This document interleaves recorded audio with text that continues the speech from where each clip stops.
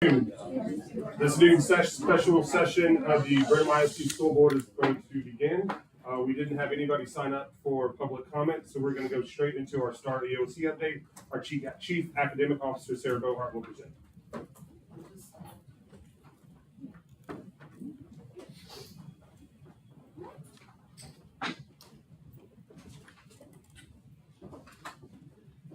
Good afternoon. Turn it there. Okay, good afternoon. Yes, we're good. Mhm. Okay, so I'm excited to present our preliminary STAR test results today to you. I will not be presenting alone. This is a team effort. It certainly takes more than one person, one role to impact the lives of children and students. So each campus principal as well today, when we get to their campus slides, will be reporting out about their campus scores and trends that they've noticed, as well as best next steps. I want also to know, and it's important to, if you notice on the slideshow and that you have in your board packet that was sent to you in board book, that this is preliminary raw data. So today we are going to just give a cursory overview of this data, a high level view, and know August 15th when the state releases accountability ratings, as well as when we do our annual performance review, we will dig much deeper into the data, disaggregating that data, dissecting the data, and determining and identifying trends and report that out to you. So I want to begin sharing with us that STAR and EOC data is one point of time, one day, one test.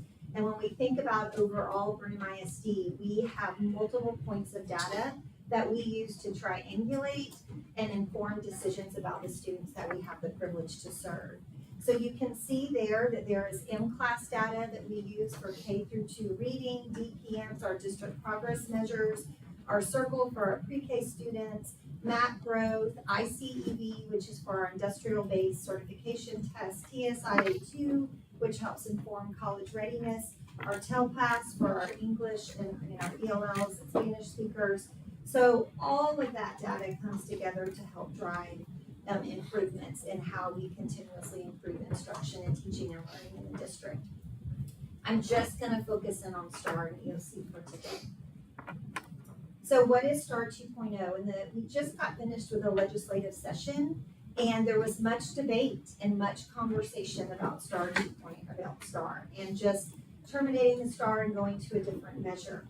As of now, there have been no changes in the STAR, so we are moving on. As you know, STAR 2.0 began implemented in spring 2023, and kind of some of the shifts that we saw was that it includes multiple question types.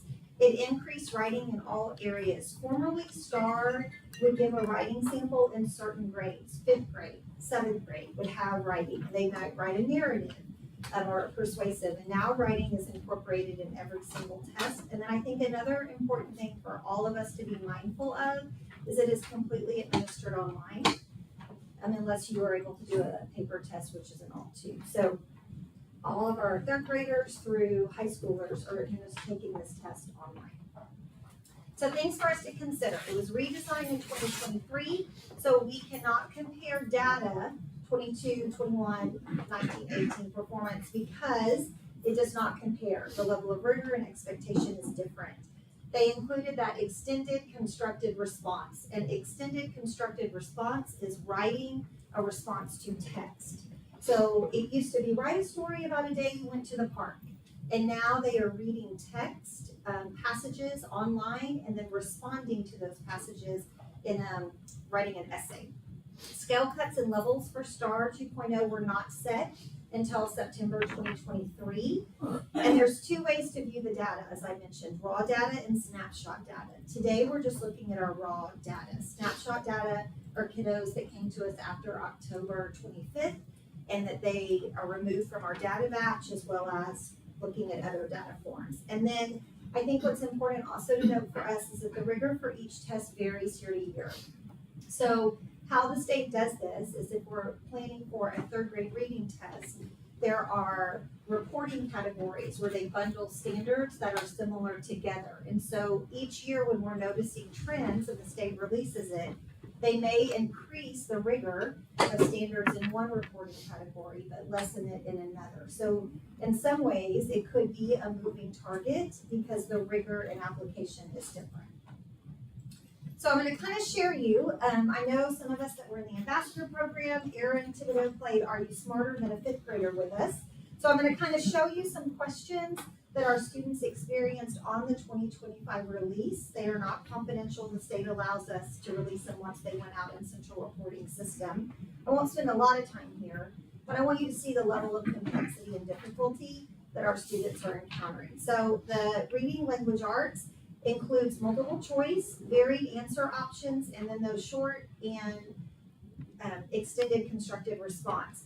Varied answer options, you'll see there's multiple ways students have to answer the questions based upon the type, whether it's a table grid, a multiple part answer, or text entry. Here's third grade. Here's what the prompt for third grade. The state is reporting out that 52% of the third grade students that had this ECR prompt scored a 0. Brenham had 57% of our students score a 0 on this. So what that tells me, or I can draw conclusions that as the state increases the demand and rigor of the expectation on the students, then we're going to need more support in helping our teachers and students learn to answer to this level of rigor. So let me explain to you what happened in this third grade writing prompt. Our third graders had to read 2 stories. They read The Farm Where Nothing Grew and a poem. Then based on the details in the story, they were asked to explain why the farmer and Olivia feel differently about working towards their goals. So they had to write a response to literary or informational text and demonstrate an understanding of that. If you click to your next slide in your board book, you'll see the rationale. This was what a 10-point required. It required a third grader to gather multiple points of text evidence from both pieces of text and then come together with reasonings why the farmer and Olivia felt different. Very different from STAR, what we would call 1.0, where it was write a story about a day in the park. This requires a whole different level of thinking and understanding and writing. Here's an 8th grade RLA question for you. What's significant about this is that they had to paraphrase and summarize text to maintain meaning and logical order. They had to specifically look at one selection of the text, a necessary invention. Then they had to choose 2 correct answers to figure out if they were writing a summary, which 2 sentences belonged in the summary. So that's what our 8th graders, one of the questions. Moving on to math. They have multiple choice, and again, those varied answer options, which have to do with an equation, a text entry, graphing, drop down, all worth multiple points. So it isn't one question, 1 point. The state is rating different questions, different points based upon that. So here you see a 4th grade multiple select question where they really had to represent multiple step problems using strip diagrams and equations. What it asked them to do was find 2 correct answers. So they had to be able to solve the problem and then find 2 ways to represent it. Moving into a 7th grade, which is the same, calculating unit rates from rates in mathematical and real world problems. This is a 2-point question, but if you notice, they have to be able to drag and drop the correct answers to finish the sentence, knowing not every number needs to be dragged and dropped. Moving into social studies, here's one of the short constructive responses. Remember, something new for STAR 2.0 is that writing is now integrated across all curriculum areas.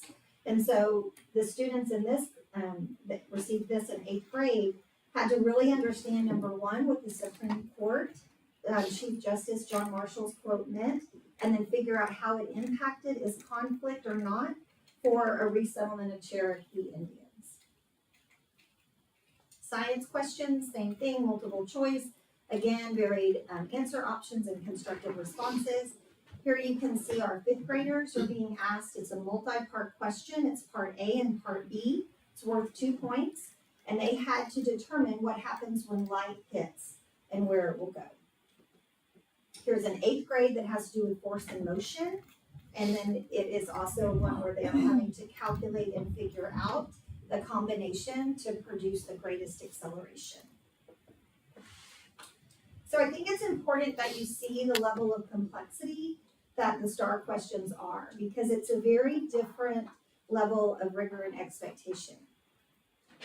It's important for us as a group to analyze STAR data so we can review trends to figure out where we are. So the next couple of slides I'm going to show, I'm going to compare our performance to the state of Texas performance so that we can get perspective on similarities and differences and have a baseline for where we are. It's also important for us to analyze STAR data so that we can make adjustments, and that's the most important thing. We believe in continuous improvement. Every single one of us are improving every day in our practice. And so by using data, the only reason for us to really look at it is to determine what to do next. So from this data, it informs decisions that we're going to make to do next in our professional development and our continued improvement.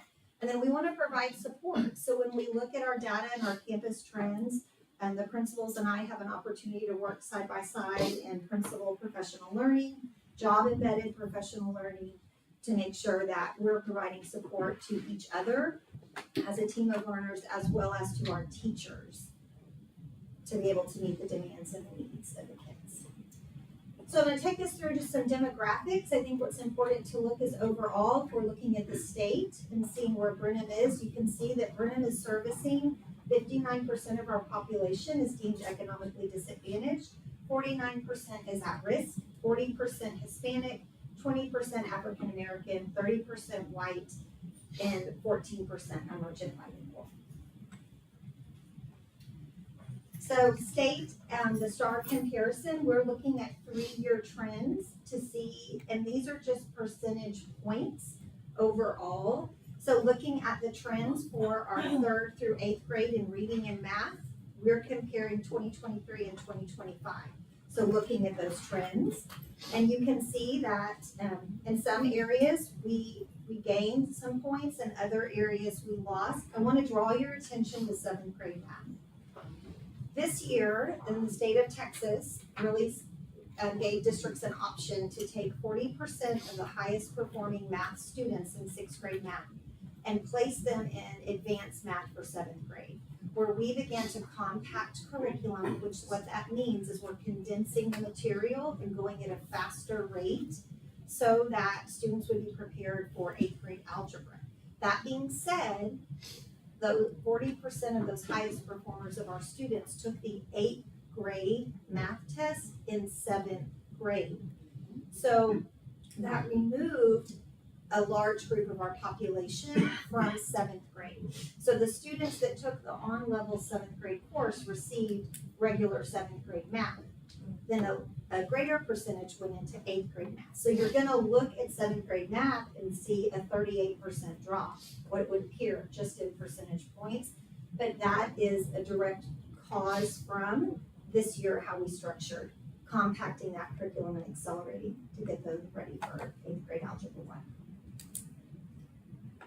Here's science and social studies. Something that's important to note about science is that we did have new standards. As y'all remember, last year we adopted new materials, SAVAS.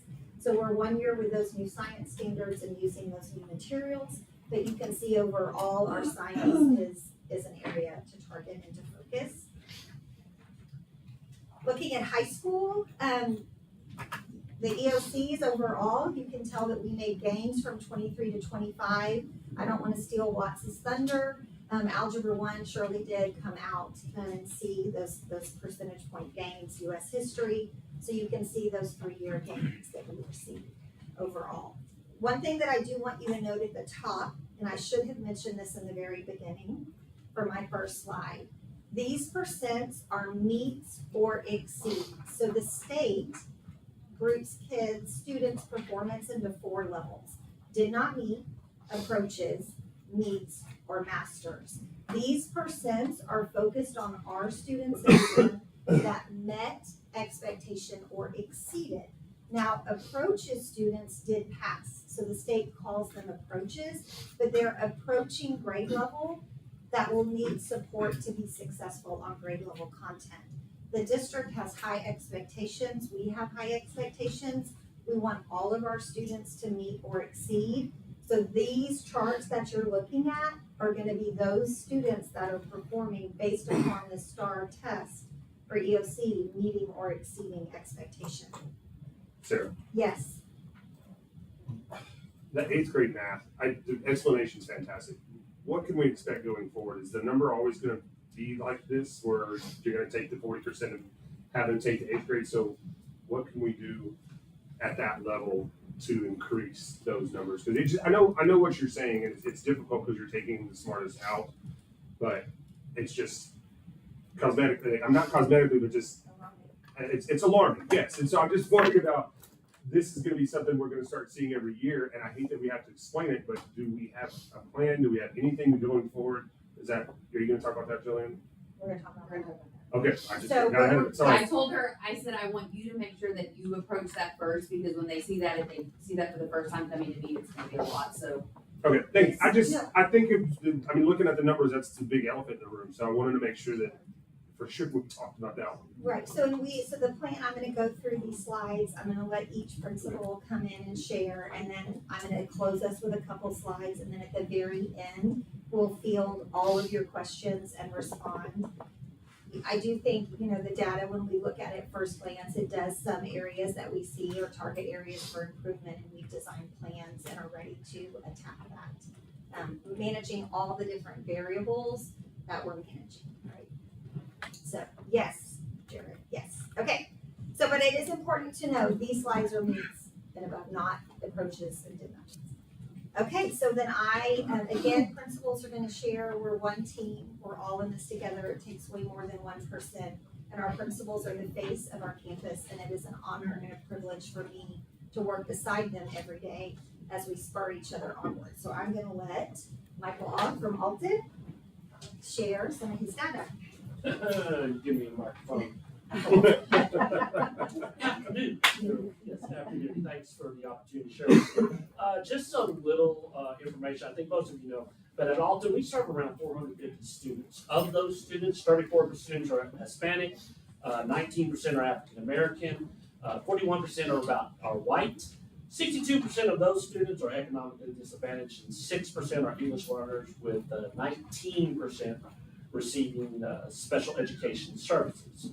When looking over the data, I am proud of the hard work that our teachers did to bring us in line with or above the region or the state average in meets and masters. I attribute this to a commitment to growing all students.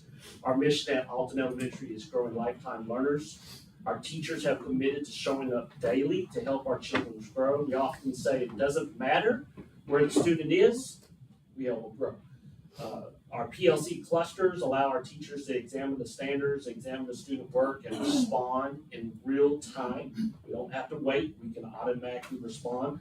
With our admin team, which includes myself and Ms. Malota, our instructional coach, Ms. Hinsey, teachers can use a new curriculum that we've gotten, which has been extremely helpful, and collaborate on best practices to get the best results. Alton is known for a collaborative culture, and so we, not me, if you come join our team. And behind that, all of that is a strong foundation of relationships. Our kids are known, seen, and supported. We submitted a parent survey at the end of the year, and probably one of the best comments that I've ever read in a survey came from an Alton parent that says Alton Elementary feels more like a family than it does a school. I think that speaks highly to the teachers and the staff and their dedications and commitment daily. Now, moving forward, I often tell my staff that success is never fun.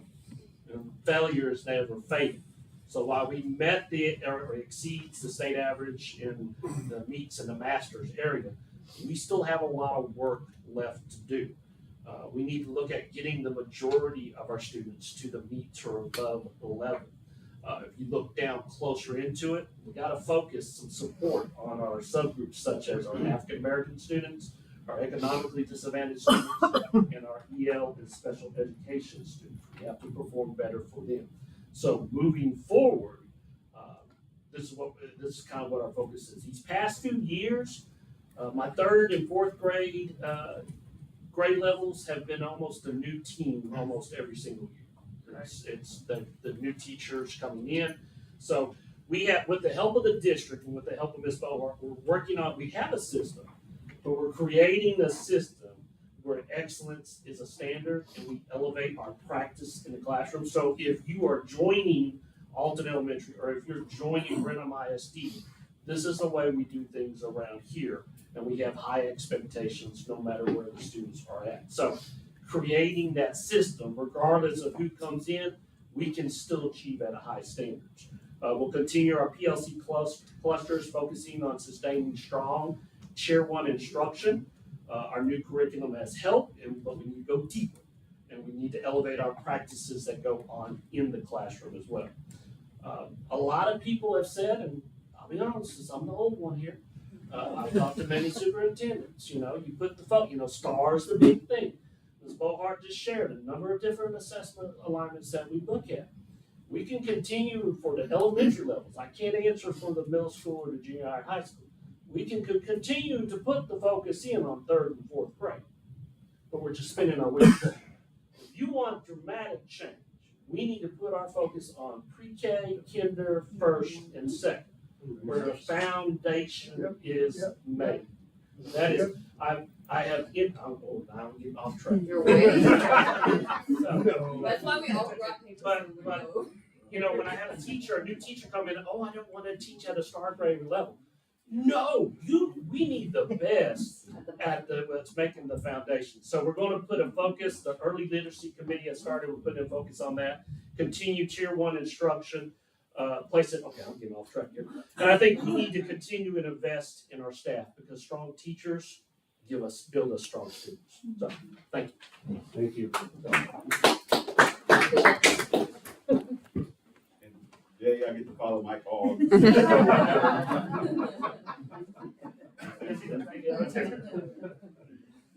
thank y'all for letting me be up here. I was going to kind of tell you a little bit about kind of the students we kind of serve. We serve 515 students.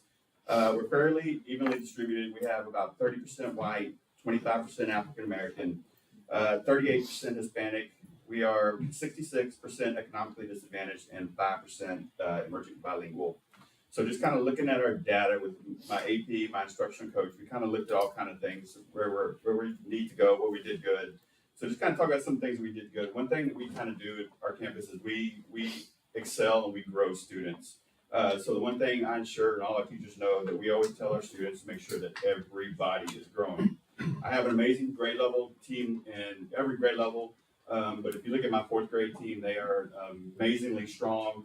They do not take no growth. That is not an excuse. They have an excuse. Those students will learn. So that's kind of what we do. We talk about growth every year. How we do that, our commitment's committed to student growth. We always talk about no students go backwards.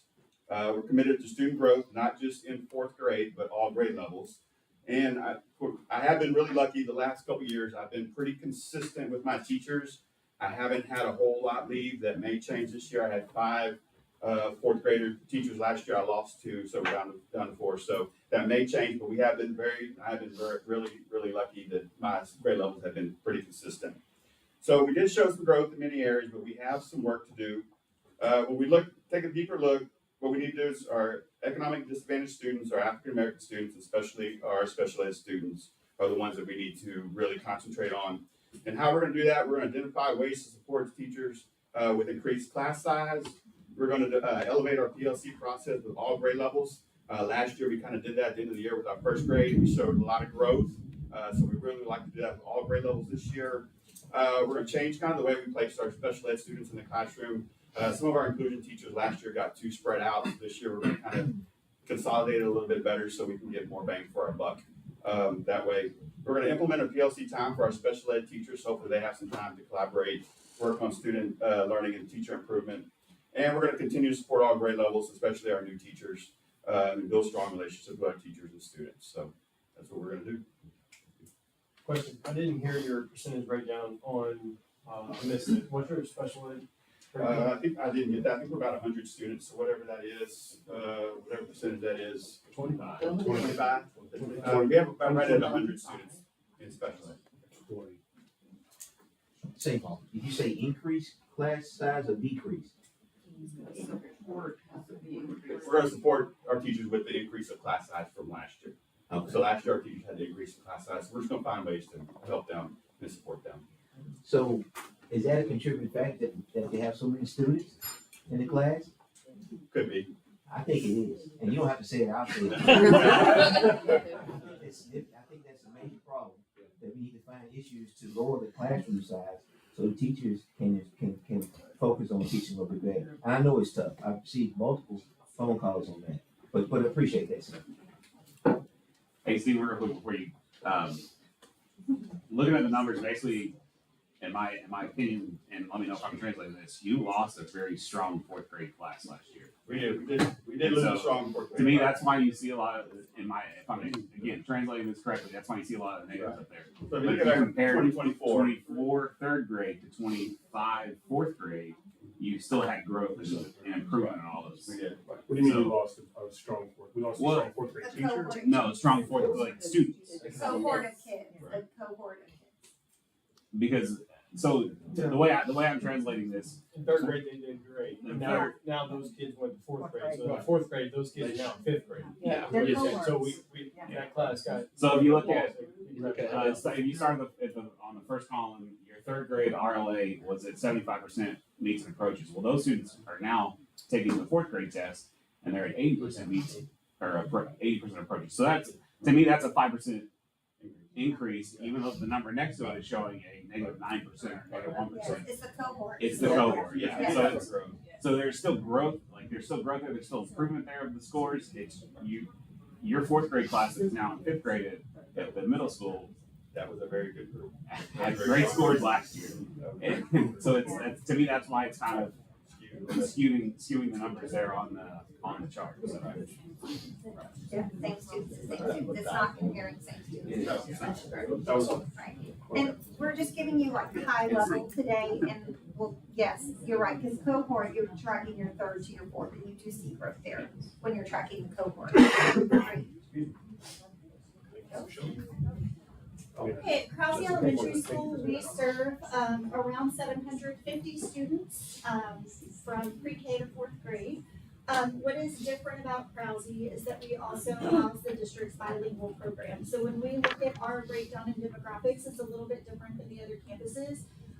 So just overall, for our SPED population is about 14% of our total student population. But our emergent bilingual population is approximately 37%, including bilingual and your ESL students serviced in the gen ed English classrooms. 30% of those emergent bilinguals are actually in a bilingual classroom. So about a third of our students they have very limited English proficiency. If you look at our scores, about 52% of those failures in the reading test were our emergent bilingual students, and 48% of our math failures are from our emergent bilingual students who are all being asked right now to take an English test. And I'll talk about kind of how we're going to approach that as well. Of our special education students, 39% of our failures are from in the reading test are from our special education students, and 28% of our math failures.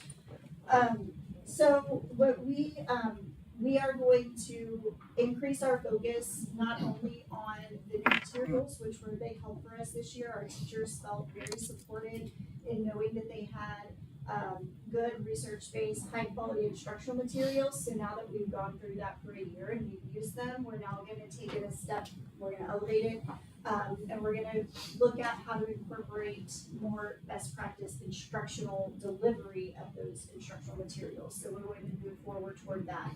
We're also working with Region 4, with one of their emergent bilingual specialists. We started that conversation with her in January, and she started with some coaching for our teachers, but by that point it's a little late in the year. So we have already spoken with her. I met with her last week, and we're going to continue that relationship with Region 4, and we are going to continue to provide coaching, especially for our new emergent bilingual teachers or our bilingual teachers, but also how we can better analyze whether the students who are coming to us with very limited education at all, whether in English or Spanish, if testing them in Spanish would be more beneficial. That's not an all or nothing.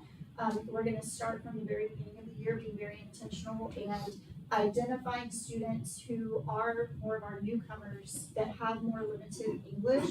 And we're going to provide them benchmark testing in both English and Spanish to see where they're most successful.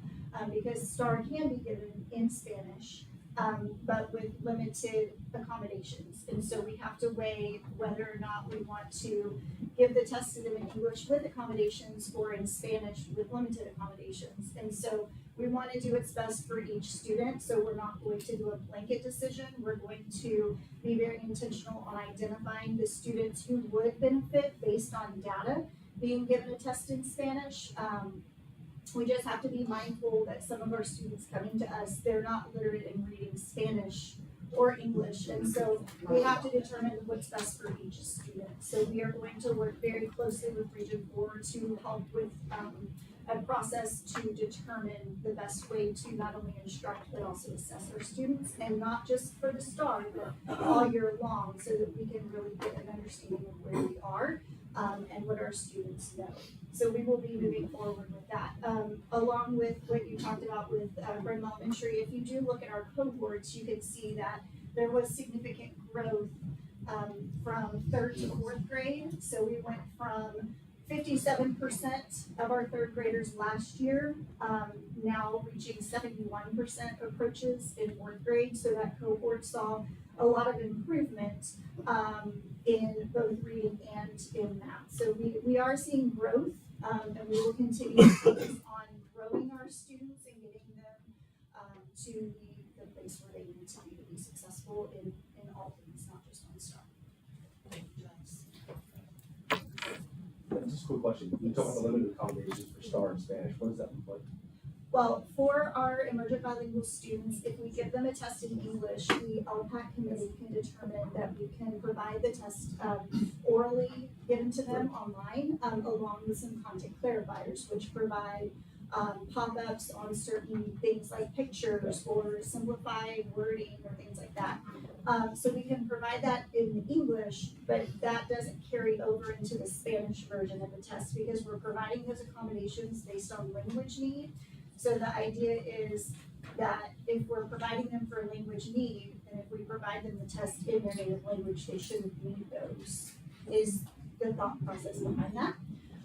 And so we determined this year that it was more beneficial to the kids to give it to them in English with the supports rather than in Spanish. This year we are going to be intentional about determining if students from the very beginning might be more successful with the Spanish test without the supports. We don't want to make that decision without data. So we're going to start from the beginning with some pre-testing. So for students with English as their first language, the mother tongue, right? Are they given those? They are still given those same accommodations. Only if they're identified based on 504 accommodations or special education accommodations. So if there was a child who was a Spanish speaker, then they'd have Spanish Then qualifications. we, Can we give accommodations in the Spanish? yes. Yes, because it's for a language need, if they don't require any other services, so. Thank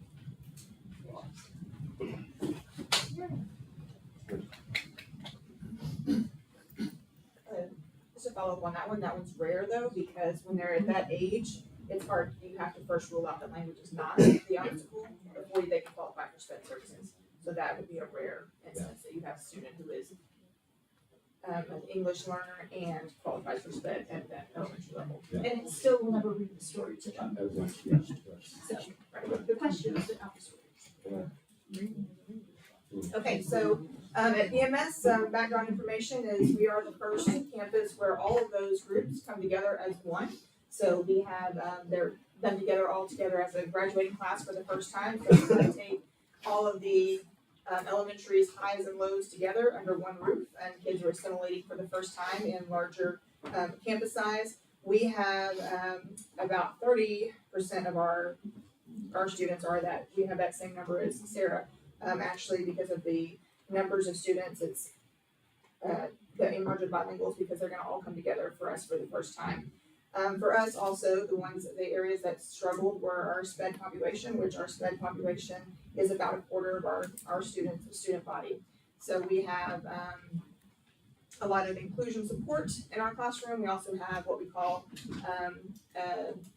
specialized support where students are in that mainstream classroom but also come out and receive some education that's more on their level because like Mr. Aug said, when the gaps are created in those early ages, like preschool, first and second grade, by the time they get to our campus, we're not teaching to read anymore. There's not anywhere in their curriculum that they need to be able to read to learn by the time they get to us. So some of those kids will get that instruction in their classrooms, so they're exposed to it with their peers, but then they have to get pulled out for significant amounts of time to receive instruction down at the level that's not gonna be taught at the middle school.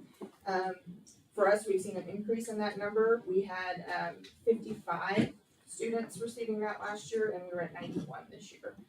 So we've almost tripled since 2023. So the number of students who are needing that support is going up. So that just speaks to what Mr. Aug mentioned about that early support being so important. For us, one of the things that we are planning to tackle this is to increase that teacher support. Our teachers are participating in instructional leadership teams this summer, and so they are learning to be teacher leaders, which is going to create some time for them to observe each other, and we're trying to raise accountability across the board. We're trying to amplify our instructional leadership. So as a principal and assistant principal, our leadership team can only do so much. We have one instructional coach. We had numerous new teachers. Many of them are new to the profession and coming from alt certification programs. So we had several, science is one area that jumps out at me. We had multiple teachers who are not quite certified. They're in the process of earning their certification and they're teaching this content. It's also an area we had to lose a teacher. We gave up an FTE. So one team of fifth grade had a teacher who taught math and science instead of our science social studies. So she was responsible for 2 tested areas and she was the only veteran teacher in that team. So with the changes that we're making, she has moved to be that team's lead. She's just teaching that and we were able to add another FTE back in that area. So that's some of what we're hoping to do to address that. Our math team formed, we had a lot of new and they worked really well together in 5th grade, so we're trying to amplify that. They're staying together. A couple of the pieces that we moved there are going to be supplemented with some experienced teachers. The SPED support is an area of concern for us because we don't have a lot of applicants there. That's an area I'm still missing some people. So we want to increase the way we're supporting those classrooms, but we need the right people. So we're trying to, our goal is going to be to really put them into the instruction with the content so that they're not just supporting SPED students as helping with whatever they're given from another teacher, but they actually know the content well enough to work with those students and close those gaps in the content and be experts in the content, not just in special ed. Questions you have for me? We'll get in more detail again in August when we break it down, but that's it. Okay, I'm gonna give you guys what Will Korn calls my chaos notes, because, Michael Ogg bullied me and made me take my slide out, and I'm a numbers person, and I don't know why I'm on short, so one of y'all are gonna have to share if I get mine, I'm so sorry. He literally bullied me. Okay, so I am the elephant in the room, right? Nobody stressed out more about my STAR scores than I did when they came in. I stood in this spot a year ago, this week, and took this job. So on your top left, I'm gonna go really fast. I'm giving you these numbers for situational awareness. Okay, this is Brenham Junior High only. In 2 years, we've seen a 45% increase in our class size in English classes. So if you think that's not an effect on students, you're wrong. Absolutely. We've also seen 6.2% increase in emergent bilinguals, 12.3% in economically disadvantaged. And you can read. I don't need to read that to y'all. I'm just giving that to y'all for context, right? Because we said in 2023, that's when STAR was changed. Our advanced classes actually have more students than that in there. They're about 28, 29, some are 30.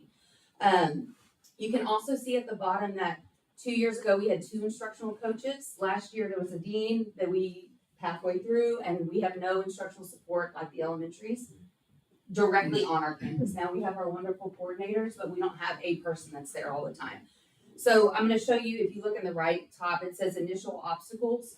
We have 6 people on our leadership team, and 5 of us were new to junior hire the position this year. So Einstein says what? You have an hour to solve a problem.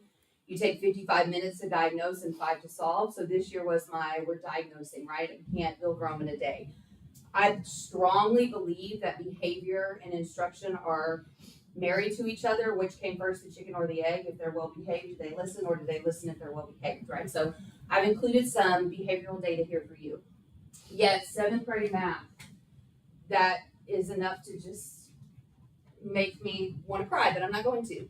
Because what I'm going to tell you is, if you look in the bottom left, I've given you some highlight points for this year. We had 2 teachers in 8th grade that embraced HMH, that were first year teachers that I brought on. They had 65 and 67% approaches. One was a first year teacher with no training. So what does that tell us about our high quality instructional materials? They work, right? And if you look below, the teacher in 8th grade who embraced Carnegie and was the least resistant on her team, she had the highest scores on her team. So our instructional materials, y'all, they're going to work. And now this year, because I'm not new and learning, we are going full force. Sarah hears me say all the time, hold the line. We're gonna hold the line. So that is our plan for that.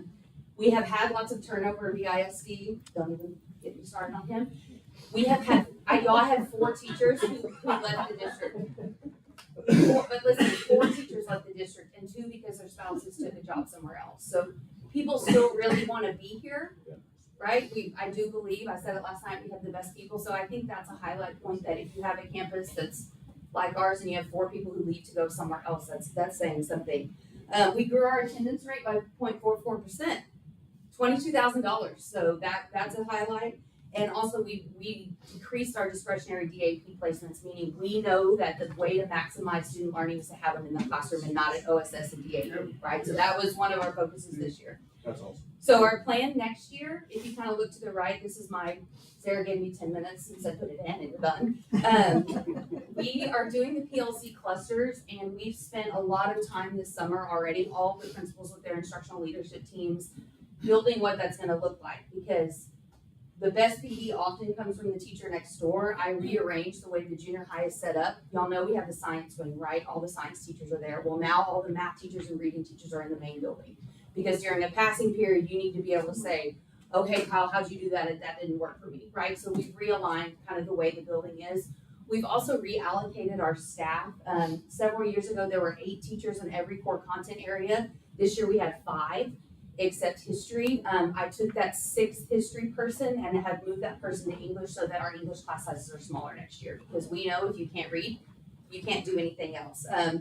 Like I said, we're going to go hard on Savas and HMH and move on it, but also our history scores, if you look at them, they're also rough. We don't have a full curriculum there, so what we've done is we've taken the DBQs and we're going to implement those. And Will Korn was an amazing history teacher, so that's going to be his baby. There's a whole lot of stuff on there. Clay knows I don't do failure well, so it takes a long time to turn a cruise ship. Give me another year, please. And what questions do you have for me? It looks like you're starting in the right direction. I have a plan. Just need time and a place to do it. Yeah. Only question I have is, Yes. Middle school is 30% bilingual, but you're 15%. Oh, sorry. Middle school is 30% bilingual, and you're 15%. Why are they dropping? You have any idea? Well, that I don't know. Sometimes, so when you fill out your home language survey when they're born, essentially, you can't change it, right? So if you put Spanish speaking and you only speak English, that's too bad. You're gonna be receiving those services. I'm assuming it has to do with the numbers of kids, right? Because you're serving, what, 30-40% of the population, and I have less, but also when kids move in, and we have lots of move-ins, like she's talking about newcomers that don't speak English at all, they will oftentimes even put on their home language survey that they're English speaking only because they're afraid of what will happen if they're a Spanish speaker.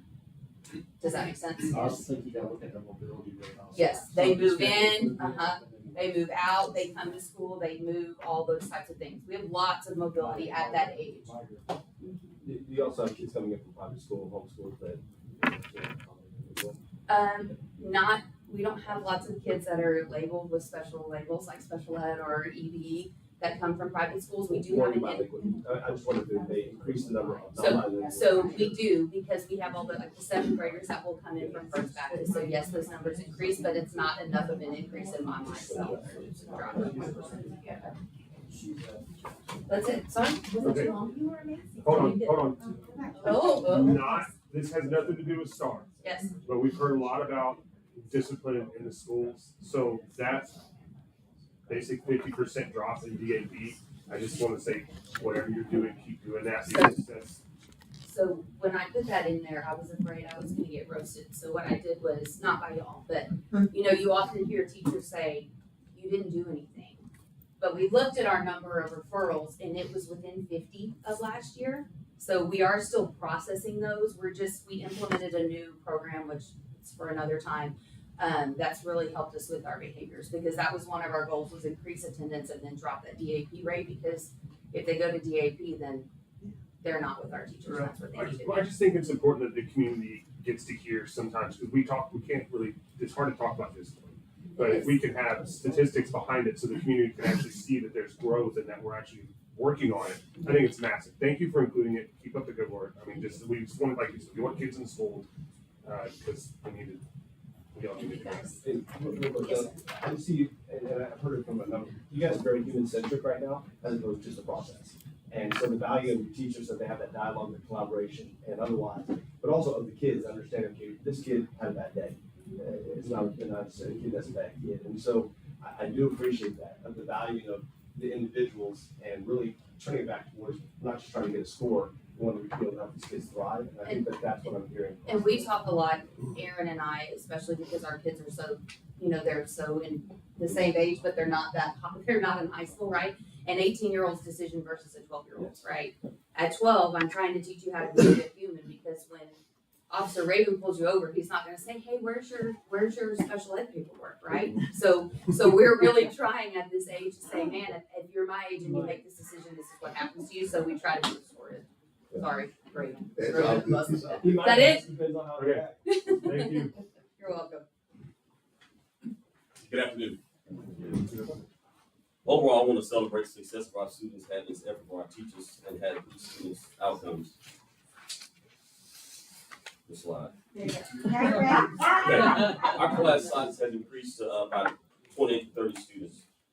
My teachers work to adjust and focus on the students' learning.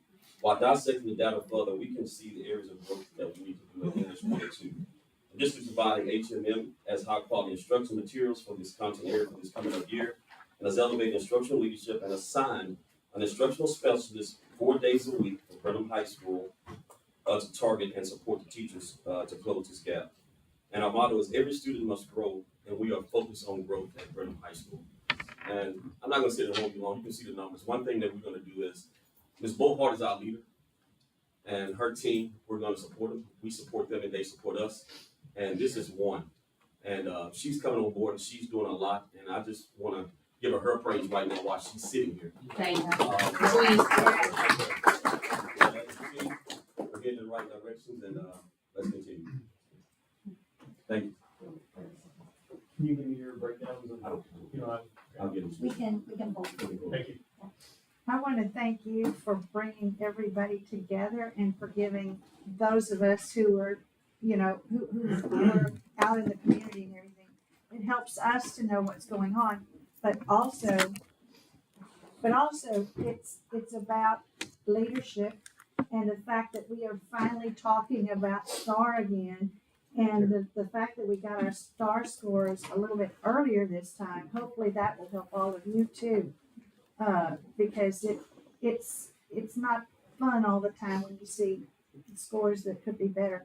But I agree, some of the best things that I have heard right now is the fact that we have good leadership, we have good teachers, we have good instructional materials that are being used, and and the teachers understand what the goals are, and also the fact that you're keeping up with this and helping us all to know what's happening right now. And of course, the fact that early childhood learning is so important, big deal. Thank you. I want to say thank you. I mean, guess what? I still have a couple more slides. Katie, it's almost you. I promise. Okay, there's not too many more slides, but I I mean, it's a team effort. We talk about one team, one goal, and that we're all in this together. And although she might jump up in a minute, I want to say Amanda Dismukes and Christy Stornado are instrumental coordinators that I literally could not do what I do if I didn't have them. So anyway, it's a team effort. All of us are in this together. All of us need each of us, and each of us need all of us. I'm going to finish with 3 slides. We'll dig deeper in August into all. On August 15th, we'll get the data. So I look for a September board meeting where we can give a full report. We've taken a lot of time already. But one thing I do want to know is that 62% of our students, as TEA counts growth, our theme this year was every student grows. So if a student did not meet, they need to get about 7 to 10 more questions right to move to approaches. And then to move to approaches to meet about 7 to 10 more questions. So overall, we had 62% of our students that individually did grow a performance level. And in reading, then when we looked at math, we had about 63% of our students that did make small incremental growth, 6 to 10 more questions right than last year. So when we talk about Mr. Colley really watching those cohorts as the data came up, you can see that our students are growing. Eventually, we believe that the growth will catch to the achievement, right? As we continue to focus on student growth, it will get there. I want to say quickly about the next steps. One thing that we are working really hard on an instructional teaching and learning, leading and learning side is really building a human capital management system. Our teachers, our principals, myself, everyone that is in BISD is part of this human capital system, right? And so in order to have effective student outcomes, and our whole goal as a community, as Brenham ISD, is to create an excellent experience for children and to serve children. That is why we show up every day. And in order to do that, we have to have a highly effective educator in front of our children. That is the #1 indicator of success in a student's life. And so how do we as Brenham ISD begin to build a highly effective educator and recruit, retain, and reward a highly effective educator? And so I've been here a year and a couple of months. And in that year and a couple of months, I've worked hard alongside this team to really figure out a way to build that. We've enhanced our teacher mentor program. Next year, we have received the mentor program allotment grant that will allow us funds in order to enhance and elevate our mentor program so that we can begin to help those experienced teachers, our principals, we're so trying to hang on to, right? Multiply and impart their gifts and talents into new teachers, knowing that we're receiving alternative certified or uncertified or brand new teachers back, right? So how do we build and equip and accelerate them?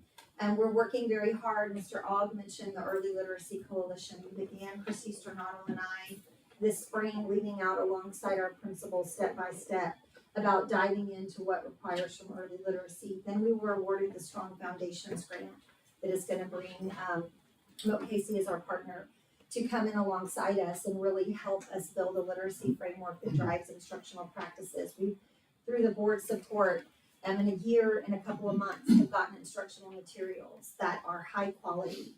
It's going to take us time to get there. This summer, we've worked already 4 to 5 days. Like the principals were like, do not add one more training to my calendar. They're like, come on, we're doing it again. Like I just, decorate new, but we're very hard on building instructional leadership teams. They have the opportunity for 2 days to really work on what is an instructional leader and how do we lift the capacity of the teachers that we do have. We're working on teacher career pathways. We've started PLC facilitators, where teachers are now paid a stipend to help lead out this work of PLC. We have a rigorous and robust educator evaluation system. We are a teacher incentive allotment district that is in data capture that we received on June 1st. TA accepted our application. So now we are looking at teacher quality through the lens of student growth and the T-test rubric. We have our high quality instructional material support and continued data driven. All of this is systemic reform, if you will. I mean, it is systemic. And it is a way in which we're approaching elevating the capacity of the educator, for myself as an educator, to the teacher, the brand new alternative certified or brand new teacher that's entering Brenham ISD. What are the ways that we're elevating that excellence? It will take time. We're all in it together. We're committed. We have a lot of variables, which you've heard, class size. Trustee Raven mentioned he's had teachers reaching out to him. Class size is an issue. Stephen mentioned from Brenham Elementary, last year he kept his staff. This year he's losing some to different districts that are paying higher. There are variables in which we cannot control that are, that are going to take more support from all of us to rally around, but we're committed. So we went a little long because I know we're waiting for Katie. So yes, we can all take questions. We're all in this together. So yeah. So Sarah, appreciate the information, and principals really appreciate the information. You should be very proud of all of your growth, and I know that this has been a complete transformation for you guys this year with all the new curriculum, all the new data that we're working through, and I just want everyone to know, I'm basically saying this for the community, we will be a C going into next year, but I want folks to know the amount of work that our principals and Mrs. Bohart and her team have done this year and will continue to do to get us aligned and going in the right direction. Because before, we were not all in the same boat, but now we are, and we can start growing in the same direction. And so I really appreciate that and look forward to continued growth in the future. And I have one question. Sarah, can you kind of talk about, because I heard from each principal a little bit about this specific population and the needs of special ed growth. And it seemed like a consistent theme of special ed growth. And so kind of what is your approach for that? And can you kind of talk about the parameters with which our students that are in special ed have to approach STAR and take STAR, and what kind of your thoughts around that are? that was a lot. So I'm sorry. I'm sorry. No, you're good. No, I'm gonna let Christine Johnson is over special programs, so I'm gonna let her answer some of the Okay. special education. Yeah, so, special education growth is we're looking at students in special education, they qualify for services by not only having a disability, but also having a need for specially designed instruction. So they have, some hurdles to overcome. And so they're not on grade level when they're qualifying. If they were, they wouldn't be special ed, even if they have a disability. So I can have a disability, but not have that need for specially designed instruction and not qualify. So when we're looking at those students, we're expecting them to make more than a year's growth in a year, which is higher expectations than we have for our general education population. So when you're looking at that master's achievement, that is, you're gonna see some downfalls, because if they were achieving on grade level, they wouldn't have that need for specially designed instruction in all areas. So really, we're focused on student growth and supporting those teachers. And as Ms. Thibodeau mentioned, we are struggling to recruit those teachers in those areas. Right. And so it is very challenging to have and to build capacity in those. So supporting them through PLCs, Ms. Fontenot really pulling those teachers and establishing those frameworks, and then making sure they're highly qualified in those content areas so that they can make sure students get access to the entire curriculum. Right. They take the exact same test. If that was part Yeah, of your question, yeah. they take the same test. Yes, I know that. We have. I know that. I wanted to get that out there. Yes. I know that. Yes. So that's a great prequel to my question, which it seems to me, and writing them all down here, it seems to me let me back up. From a bird's eye view, if you just look at the scores, kind of your knee-jerk reaction would be that they don't look good, which is why we would be a C. Right. But if you actually dig in, you see that the majority of the issue is special education and bilingual. So I know this is coming in August, and so you don't even, it's kind of a half question, but in August, I would like to see how the general education students are performing that do not require special ed and bilingual help. I want to see how the general population of the students, if that's the right word to use, is doing, because based on percentages, based on what I'm looking at, and based on what everybody said, and this, some of the information I'm looking at, it looks like our students are doing actually really well, but the scores are being held back based on other populations making them look worse. Does that make sense? So in other words, I'd like to see how, I don't know if it's possible to break it down, but I'd like to see the scores almost separated, if that's possible. So we do like this state that looking at y'all within your slideshow, you'll see the closing the gaps is one of the next slides. And so part of all kids are general education students first, right? And then require specially designed instruction or language acquisition instruction.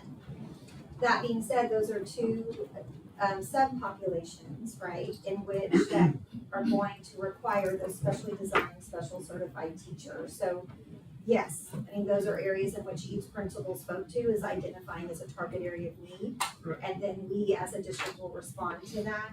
I do appreciate, Archer, you mentioning that some of our students, like one of the things Mr. Ogg came and whispered in my ear while Ms. Johnson was speaking was some of our students that, and Ms. Johnson will know better, but you know, that are in a life skills environment are expected sometimes to take an on-level, grade level test. We hold high expectations for all students.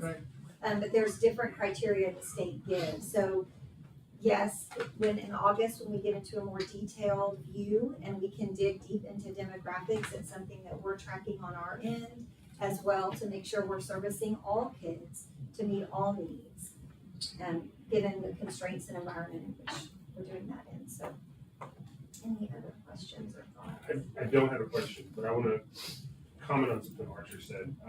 This is the first time in my 5 years on the board that we have not turned over principal going into the next year. So There we go. Yes. I'll say it. So this is it was on. That's the second time. So this is the first time in 5 years I've been on board that we have not turned over principal.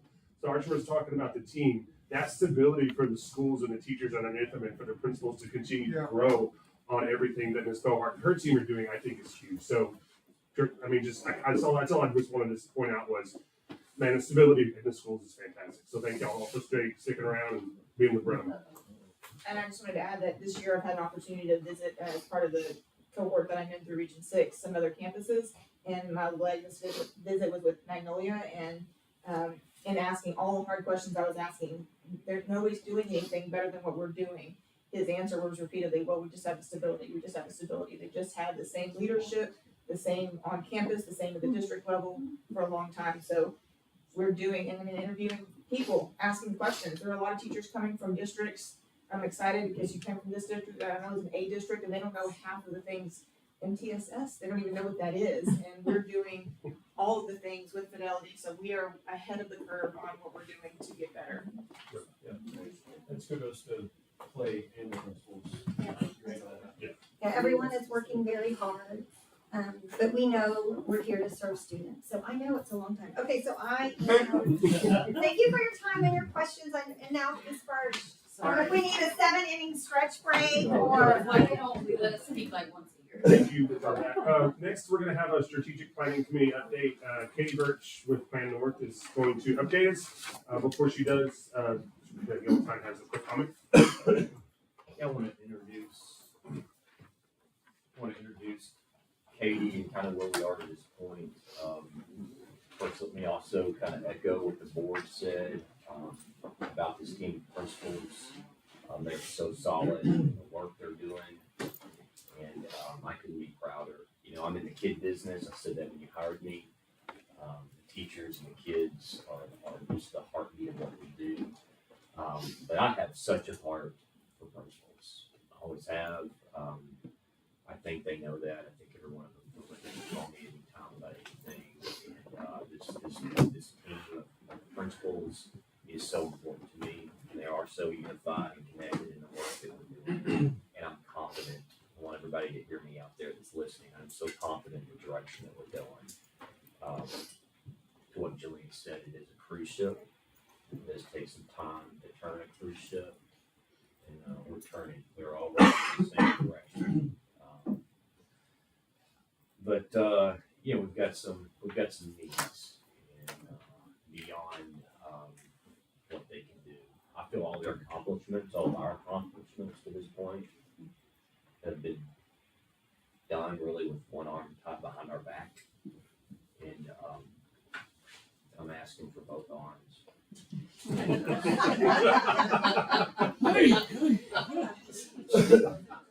gonna talk about that a little bit. Okay, so where we are at this point, Erin led us through our first strategic planning committee meeting, and, she talked about, sort of our financial tools that are available to us. We back up even before that and say, we put the strategic planning committee together. It's a passionate committee, represents our community. I feel like the heart of our community. They don't all agree. It's not a room full of yes people. That's not what I ever wanted. I knew we had to get a little muddy and had to have passionate conversations. There's no way that we're gonna agree out in the community if we can't come to some sort of agreement in that room. And the only way you do that is by putting people with different opinions in there, passionate people, people that move this community together and decide what they can agree on and try to timeline that out and move forward. So we're coming together. We're shaping kind of where we need to go from here. Our focus is long-term. I've said it over and over again. It's long-term. If we're a good strategic planning committee, we're not just talking about things that should have been done yesterday or things that can be done tomorrow. What needs to be done in 10 years, 20 years? How do we keep that 30-year-old high school a group that replaces us in 20 years? How are they not having the same conversation we're having about the junior high today? What kind of work are we doing today to keep those conversations from happening 20, 30 years from now? That should be our focus, is on this community, the community we're handing to our children and our grandchildren. So we are a long-term team, trying to align priorities, ensuring transparency. We've heard that over and over again. We're doing our absolute best to ensure transparency, do what's best for our students and staff. So challenges, as y'all heard from our principals even today, aging facilities, rising costs, overcrowded classrooms, as Raven pointed out, high teacher turnover. You just pointed to the fact that we have consistent principals in place. That is huge. It is just as huge to have teachers in place. We have to have a consistent group of highly skilled teachers in front of our students. And we've got very limited operational funding. So again, Erin kind of took us through some different financial tools available to us. We had our CFO, of course, Daryl was there. We had our financial advisor, our chief appraiser, as well as the deputy of administrative services for the region center there, to talk about some of those financial tools. One of them being a Vader. This is not a bond. It's a way to generate more operational funding for teacher and staff salaries and overall day-to-day operational costs. The other is bond capacity. Thanks to smart financial management of this community, of this district, and early debt repayment, the ISD can propose a $36 million bond or more without raising the INS tax rate to fund large-scale capital projects. So both of those are financial tools available to us. Later in bond capacity. The second meeting was led by Destiny Andrews, who really looked at community voice. She shared what many of you have seen, low morale, inadequate facilities, a need for unity and action. And again, I feel like we've been taking a lot of great steps in the right direction, but with one arm tied behind our back, right? We can do better. I think we all agree that we can do better. So next, what's next? Katie took us through some needs, everything from consistent teachers in front of kiddos to roofs that need to be replaced and chillers that need to be replaced. And she's going to sort of recap last night's conversation for you now. We're trying to be very timely. We've got a lot of work to do this summer, a lot of work. We're trying to be very timely in what the Strategic Planning Committee brings to you. We just met last night. Here she is this morning, this afternoon, to report out to you. Okay, Katie? Okay, thank you for that intro. Yeah, so my charge here today is to update you guys with what was said in that room, specifically last night. There's a lot of people here today that were in that room. Three board members, Kyle Archer and Justin Colley were there, as well as Clay. A lot of school people and a lot of community members. If you are wondering if we all saw eye to eye and had a pleasant evening, I would say I would just use the word constructive instead, okay? Also, I would say, thank you guys so much for all your work with the kids. That was really encouraging to hear. Those boots on the ground, are really important. So, I wanna make sure that I kinda do justice to the people that were in the room last night. And make sure that, I do what I'm asked to do here, which is report what the room said and not kind of any other goals there. So we talked about, last night we talked about three things. I'm an architect, so I was focused on facilities. That was the main charge for last night. Each meeting has had a separate topic. So I think that's appropriate for myself to facilitate that meeting. We talked about maintenance, and I'm gonna go through each one of those, and I want y'all to know this is my number one and only priority for today. So I will not be rushing through this. I just want you to know I'm not feeling any kind of rush right now. This is so important. So we talked about, as Clay just mentioned, it was said in the beginning at the first meeting that we have a chance at a zero tax rate increase bond to fund maintenance projects.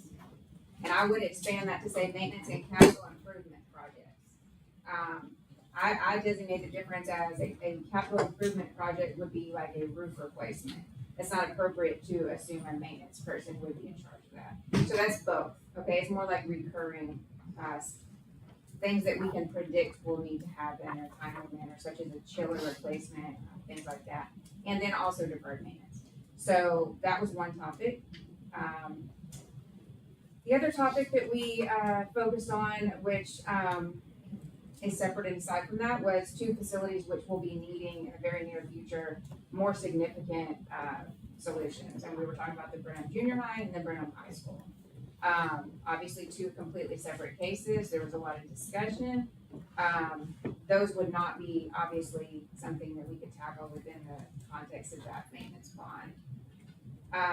And then we talked about our teachers. Clay brought up in our very first meeting, or actually I think it was some of the finance people, this chance at a Vader, which would give a permanent solution to the way our teachers are compensated, and our possibly even more importantly, because it was not as addressed in the recent legislature, is our other staff, so paraprofessionals, and other staff that are not designated as teachers. I just wanna say right off the cuff, I don't speak education terms. So if I say something, somebody just jump in and say, that's not exactly how that's said, okay? Let me say with Katie saying that, I asked this to be very conversational.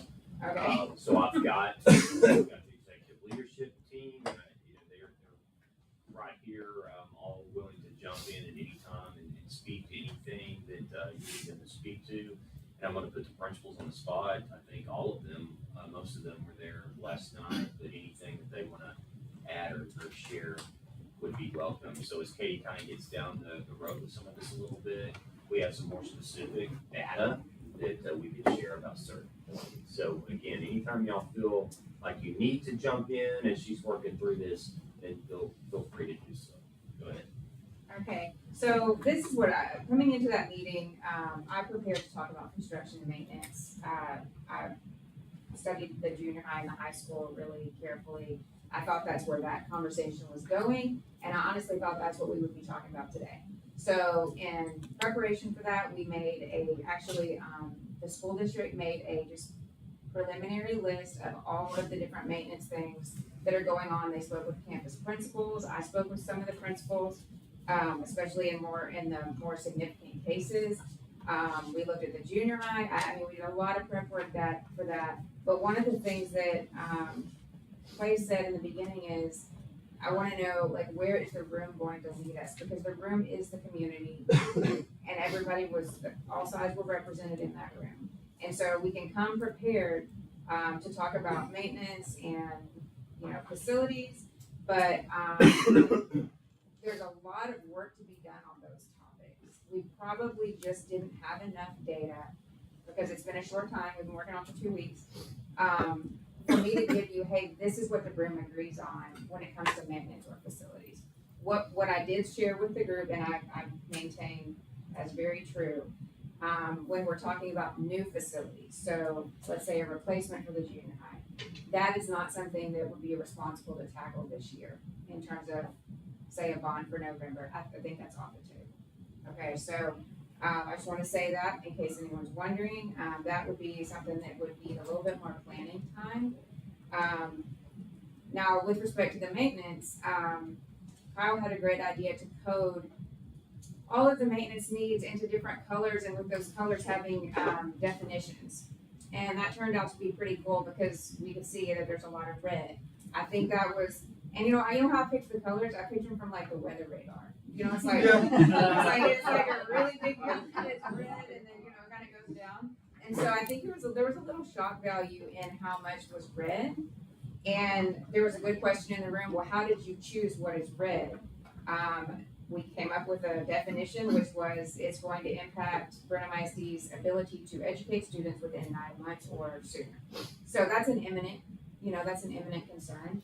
So the group did not disagree that those were important and that we should keep studying them and we need to keep making headway. Some of them wanted more information more quickly. We'll work as hard as we can. So now I'm gonna tell you what we did agree on. Teachers are this community's primary concern. And when I say the word teachers, because again, I don't speak proper educational terms, I just want you to know that's an inclusive term of staff, paraprofessionals, you know, people who work in the cafeteria. So I feel a little out of my lane here. I feel a little in uncharted territory because I was supposed to be talking about facilities in my mind, but here we are. And so I'm just gonna represent what the room said. You're doing a great job. Thank you, Mark. Thank you. And it's interesting because that's what I believe. I believe even in a business that people are everything. Somehow, these teachers made it through the storm, which has been 2020 until today, right? They've been fighting battles every day, and every single day we ask our teachers to find a solution to whatever the issue is and keep going. We ask the same of the kids. And we know that our people here in this community know how to do that. We are sort of a close the gap type community.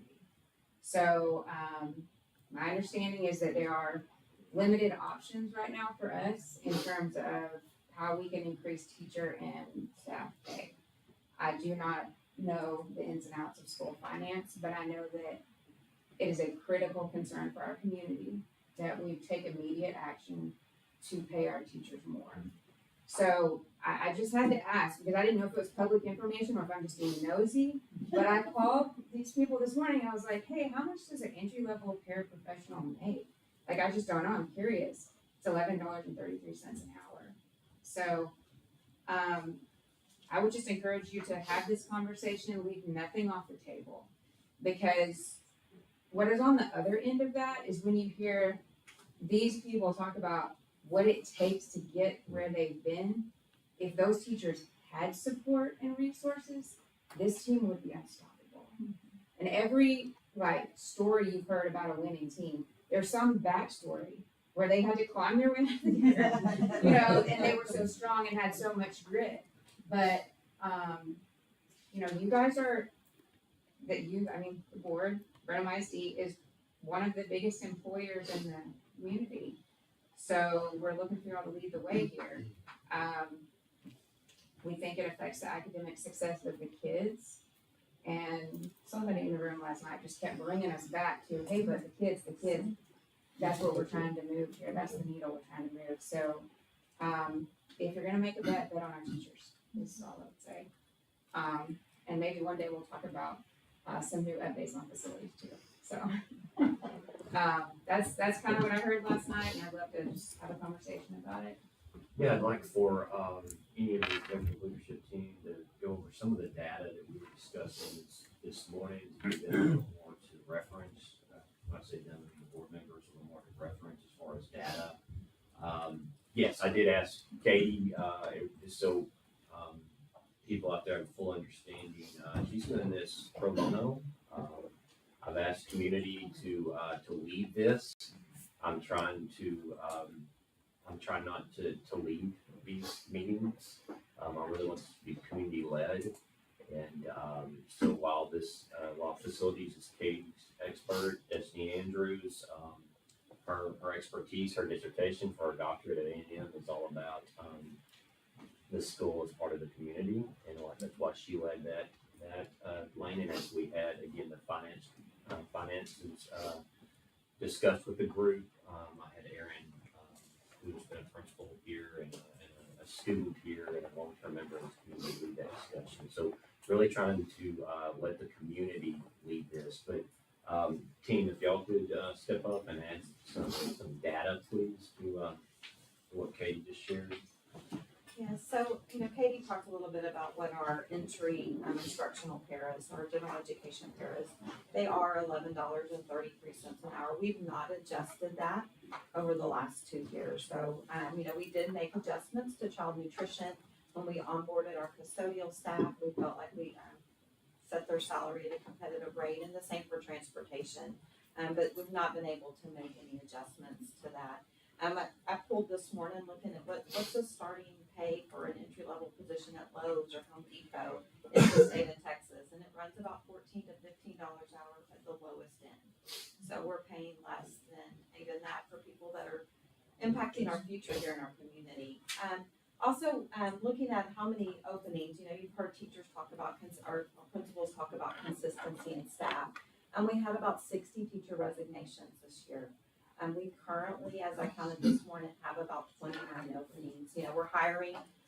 Watts told me he was interviewing today, so it's always moving. But we have 20.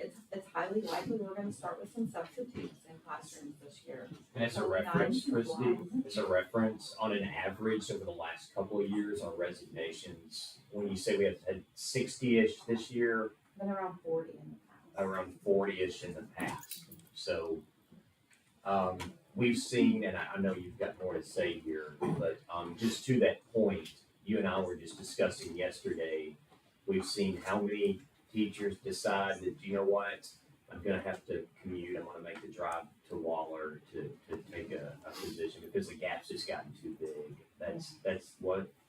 Yeah, so I asked the HR team to kind of analyze, and so anybody who could determine where they were going, put it on a spreadsheet for me. And so I sat down and counted up to date where our staff were going. And there was, we had some teachers retire. We had 5 that left education. And we had some that moved out of state, 3 moved out of state, and those were our big numbers other than Waller. I had 14 staff that left for Waller. All the other districts, I had 2 go to Caldwell. There was a couple, so they both went. That's it. Everybody that left in a significant number to any district was our neighboring district of Waller. So that's about 8% of the teachers, if my math is somewhat correct. Jared's microphone? Did y'all see me hit the button? Look, See? there you go. You're good now. I'm so good at this job. So it's about 8%. Do we know the districts around us about what their turnover rate is too? I think Sarah, you said the state report. I don't So know if we districts look- around us. We can pull that data for you. If you look at it's the taper report for each district, it'll say, how many they were able to retain and left. So we as a district can look at the surrounding areas and get for you the retention rates. It's reported on each district's academic performance report. I want to say the state, I have not looked at this, so this is usually around 12%. Yeah, I'm gonna check that on my. In the past years, I felt like we were pretty aligned with the state. This year seems like a lot more. So, Well, hopefully that number's right, because even on a bad year, we're still 4% less than what the state average would be, which I still don't like losing anybody. And this year, obviously because we have not been able to give teachers raises for 2 years, I can't blame them. They have to take care of their families and their kids. They love teaching kids, but they have their own. So it's hard pill to swallow, but it's the truth. I had Allie yesterday pull some data for me, and so, it stated we lost about 60 teachers. We have 324 teachers, so that is a large amount of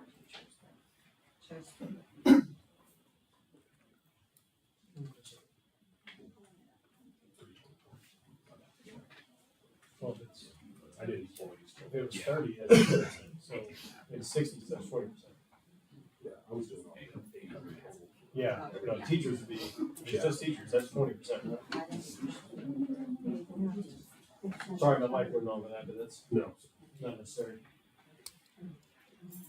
Okay, just kind of a follow-up to what Ms. Johnson was just talking about. Last week, I told you at our regular meeting that we had some preliminary calculations on the allotments that have been provided by House Bill 2 as far as the money we can use to increase staff and teacher pay. Just reiterate that real quick. Basic allotment increase is $55 per student, per ADA, which for us generates about $243,000.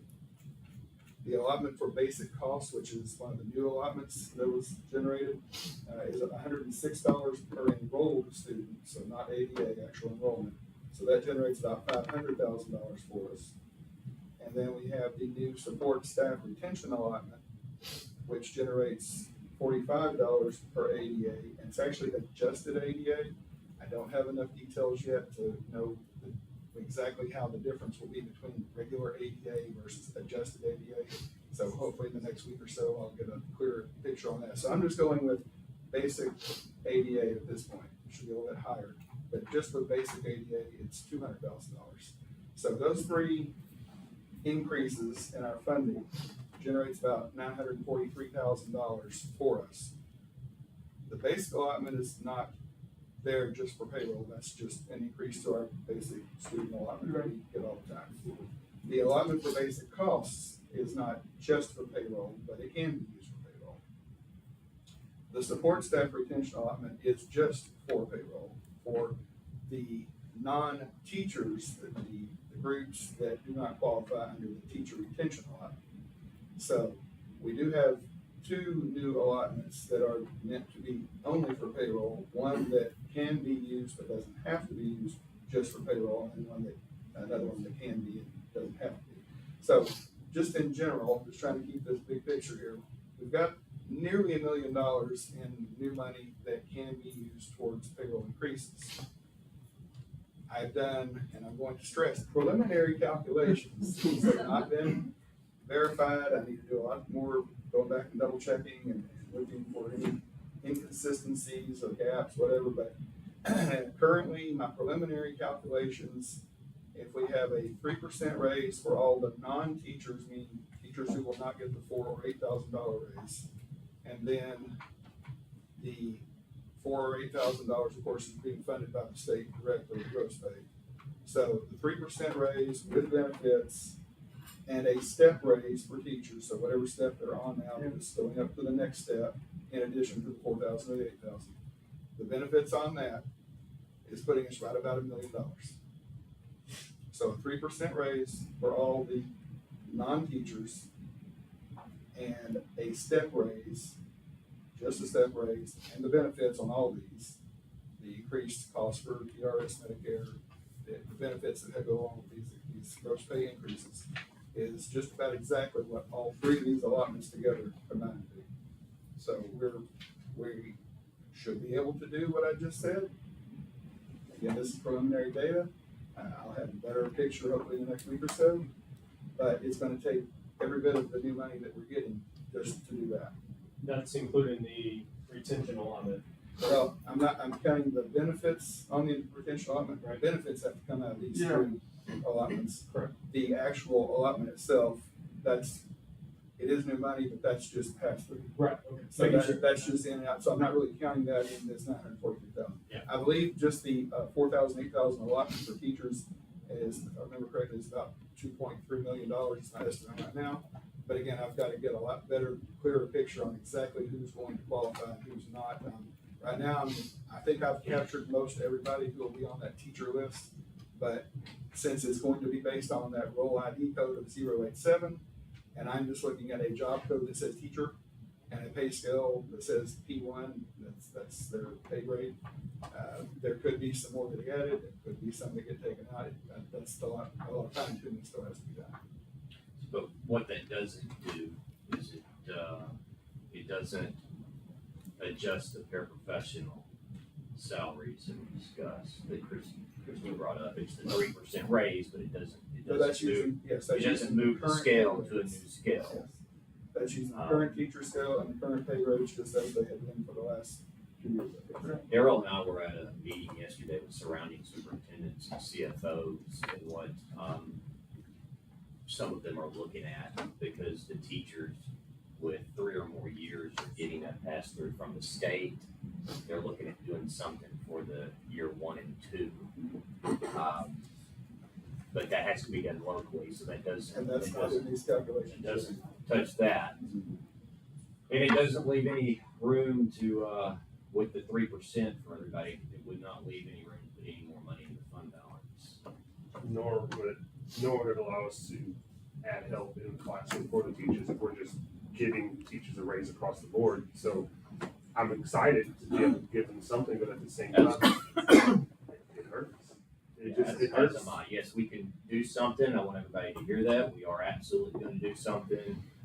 There's still some gaps, and it doesn't add FTEs. It doesn't add to our payroll, which of course is what it takes to decrease the number of students per class. So, can I circle back to Katie? It makes 0 sense to plan on spending money on teachers when we have facilities falling apart that we're going to have to spend money on this year. But that's your opinion, not what the mayor said, right? No, this is me. Yeah, okay.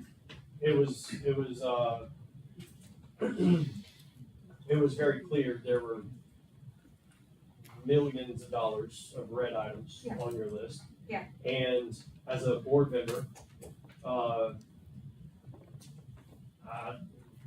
me a fiscal hawk or conservative, whatever you want to call it. I can't in good conscience plan to spend money when I know I'm gonna have to spend different money somewhere else later. For example, last year we approved, I believe, 2 air conditioners. We didn't have the money for that, so we had to pull it out of a fund we didn't need to. So millions of dollars on that list,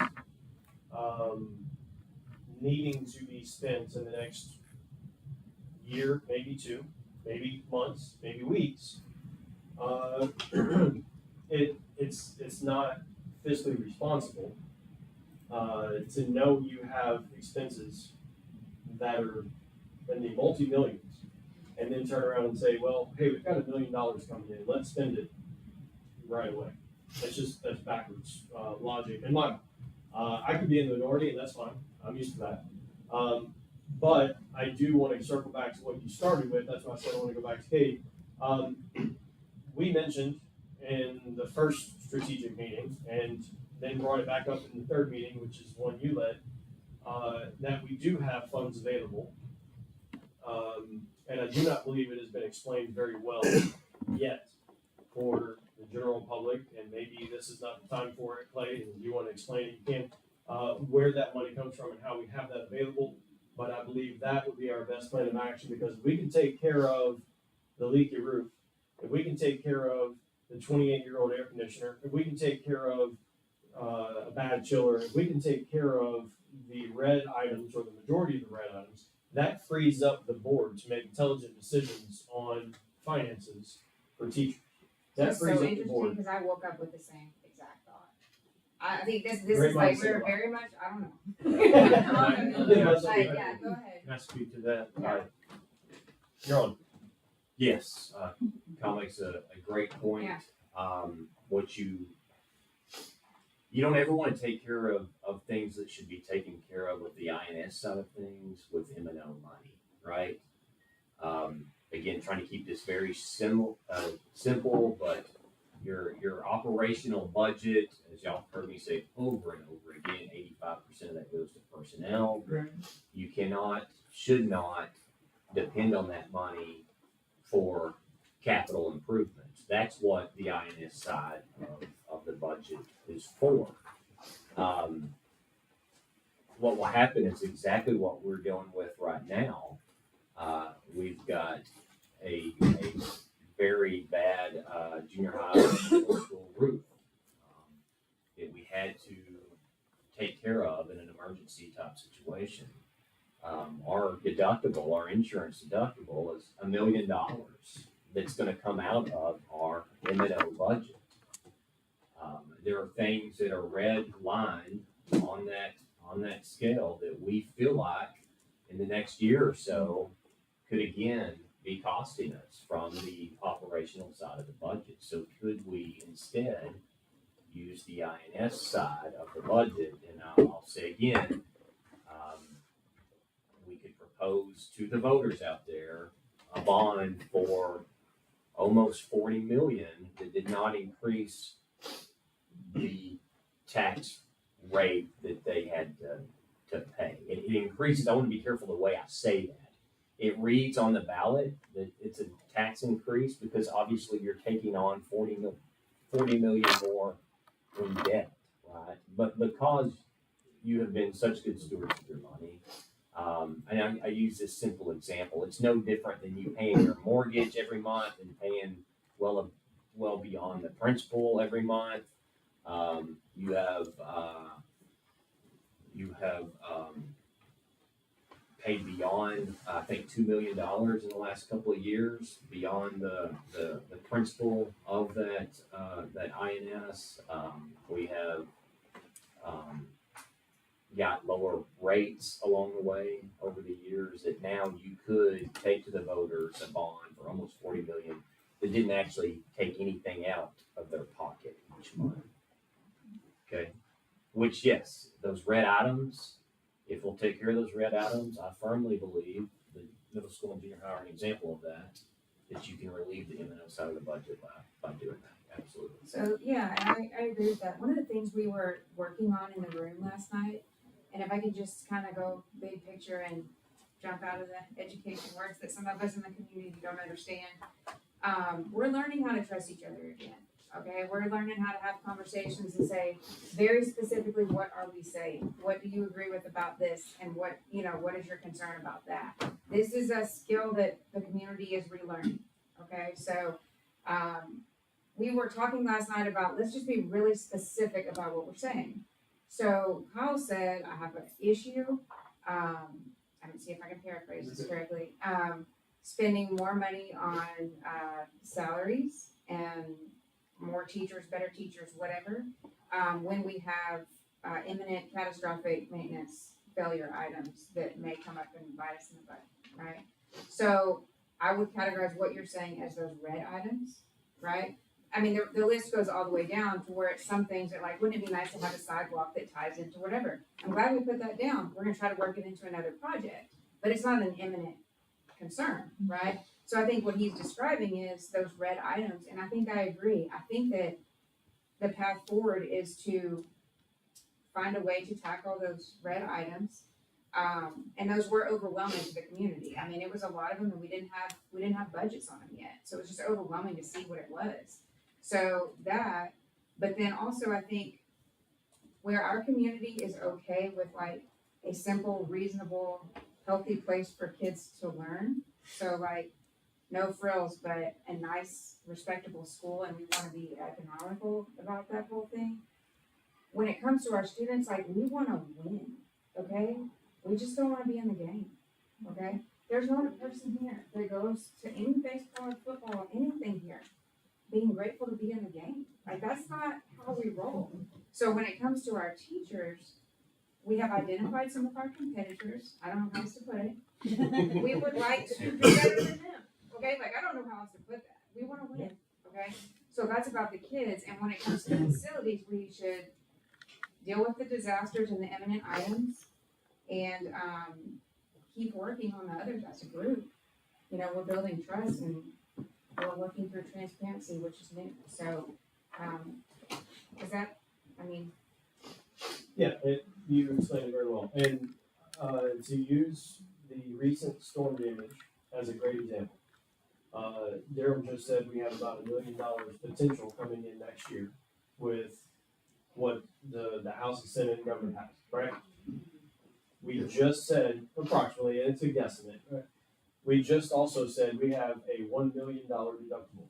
Well, we have two options. We just spent it, right? Because we have to do the insurance repair. The guys are there, so that's gone.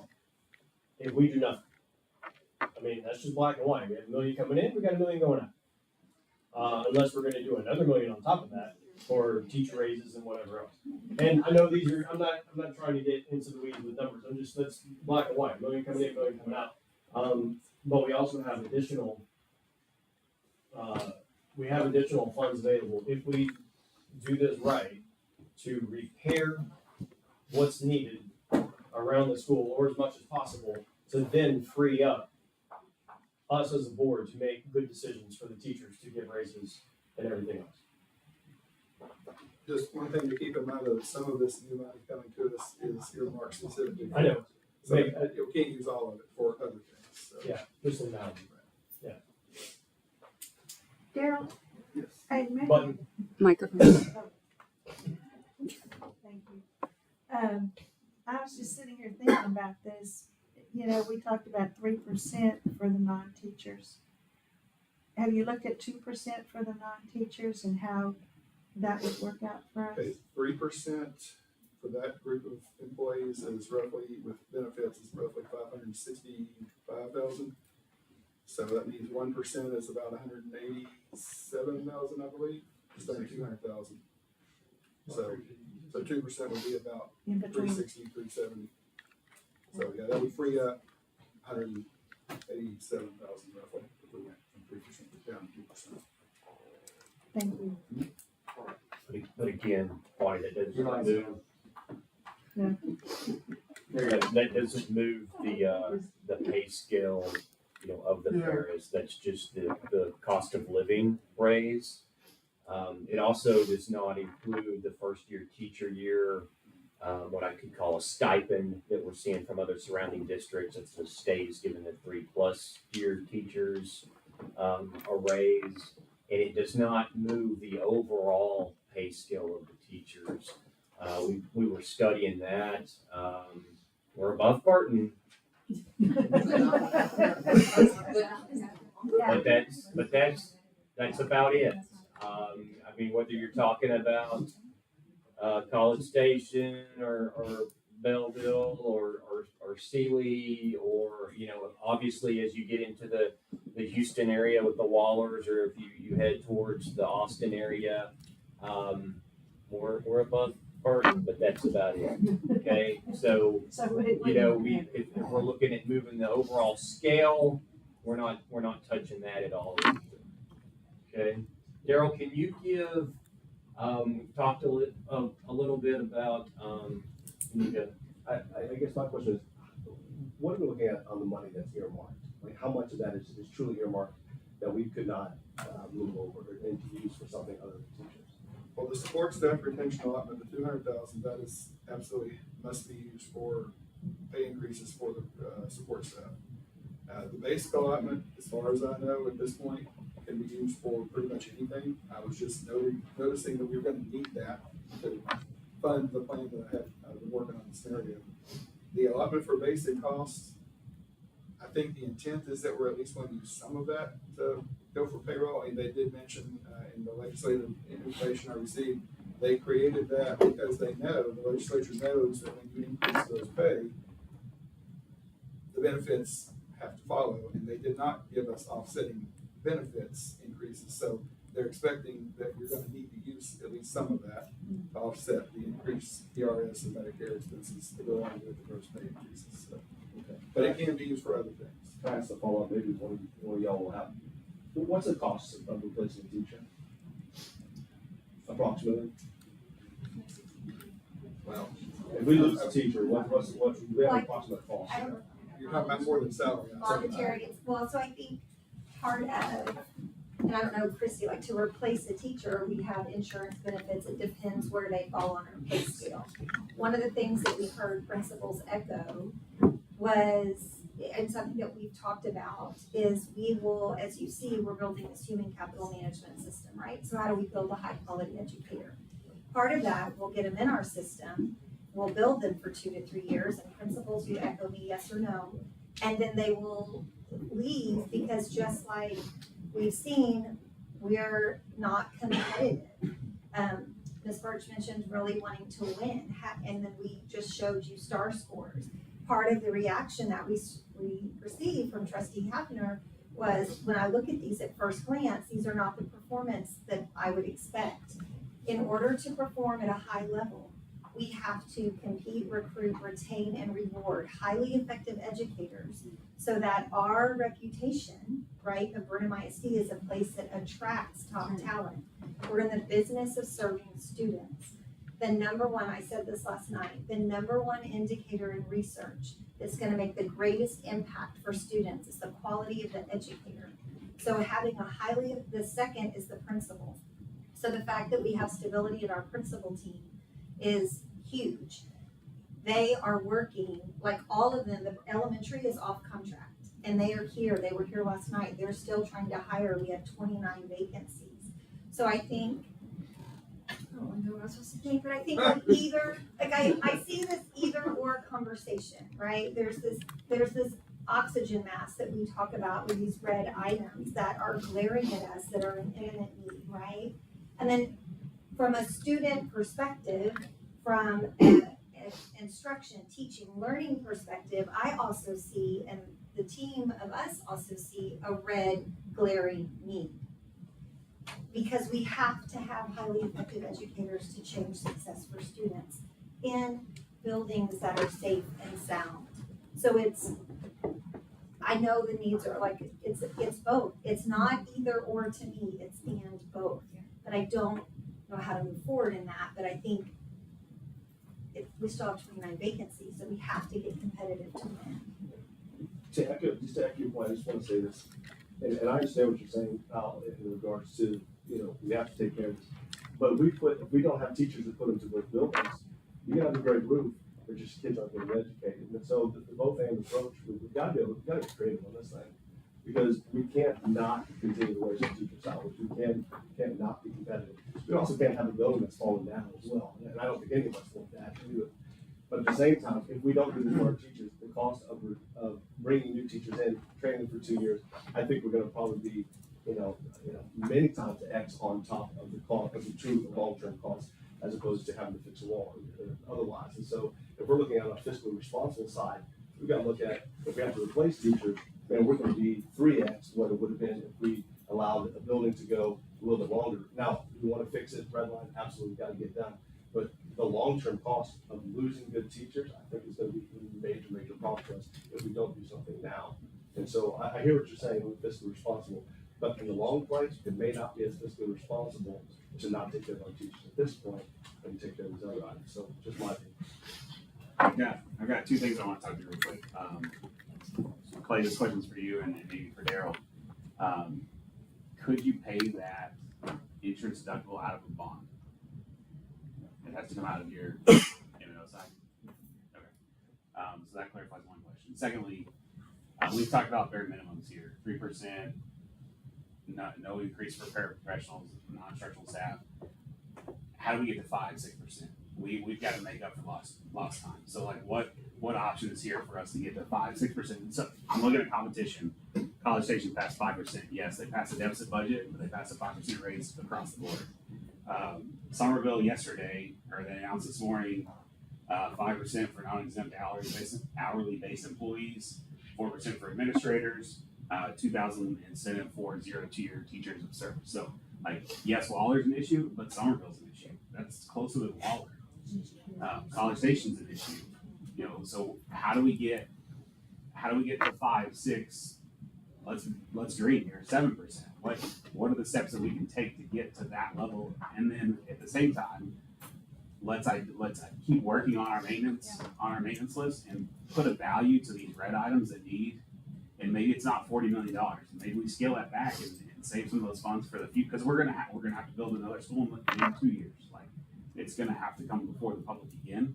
So what can we do now to take some pressure off of our budget on the maintenance side, or we can shift some of that money over operations and soak up some of that through INS, like through a bond package or through like let's pump some. How do you fix a business that's failing? You invest in it.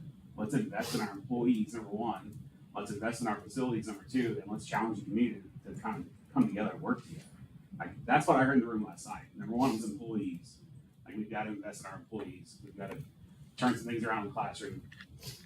Yes, there was no turnover in the principals, but we lost some assistant principals, we've lost some counselors, we've lost some additional support staff, and we lost 60 teachers. That's unacceptable. And I think everyone in the room agrees with that. So let's figure out a way we can pay our employees not 3%. I want 6, I want 7. Like, we need to challenge the community. The community wants A scores. Like, pay our teachers the rate of an A school. Like, let's invest in our teachers in our schools. That way we can support them and pay them what they should be paid, and not just keep kicking a can down the road. I don't want to kick the teacher pay down the road any longer. Like, I know Raven's behind this. He's been preaching since he got on the school board. So, but we're gonna have to do more than one item here, and I know it's gonna have to happen quickly. Yes, so like we said earlier, the room represented the community, and we are trying to allow them to move the room, and then they will eventually come and make a recommendation or multiple recommendations. It's not just short term, it's long term. So like you said, you reflected what you heard in the room. We talked about facilities, but the conversation kept coming back to teachers, to the support staff and the paras who have not gotten a raise. And you just heard from our HR director their current hourly wage. So to have all those options on the table for the strategic planning committee that's making up more than the people's opinions in this room, one of those options is a bigger. In addition to the capital maintenance, those are all options, but to keep that on the table, we would have to move forward with a letter of engagement to even have that as an option. That gives us over the 3% raise. That hits our paras, that hits our librarians, that hits our instructional support staff, our bus drivers, our monitors, our cafeteria workers, our technology, our IT. All of those people are part of our, what Destiny has talked about multiple times, our ecology of a healthy school district and a healthy community. So, not saying that that's the direction that we ultimately have to land, but to give that strategic community that autonomy to even go through that work and get there, you as a board will have to decide whether or not you want to pursue that. Can you give Brooke or Daryl some of the numbers, what a 3% raise in the M&O side of things would mean for the taxpayer?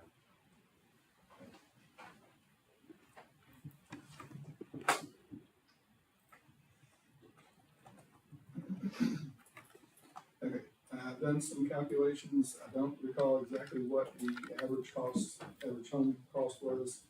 I think it was in the ballpark of $300,000. I go below that, but using $300,000 as a measuring stick right now. There's a $100,000 exemption, homestead exemption.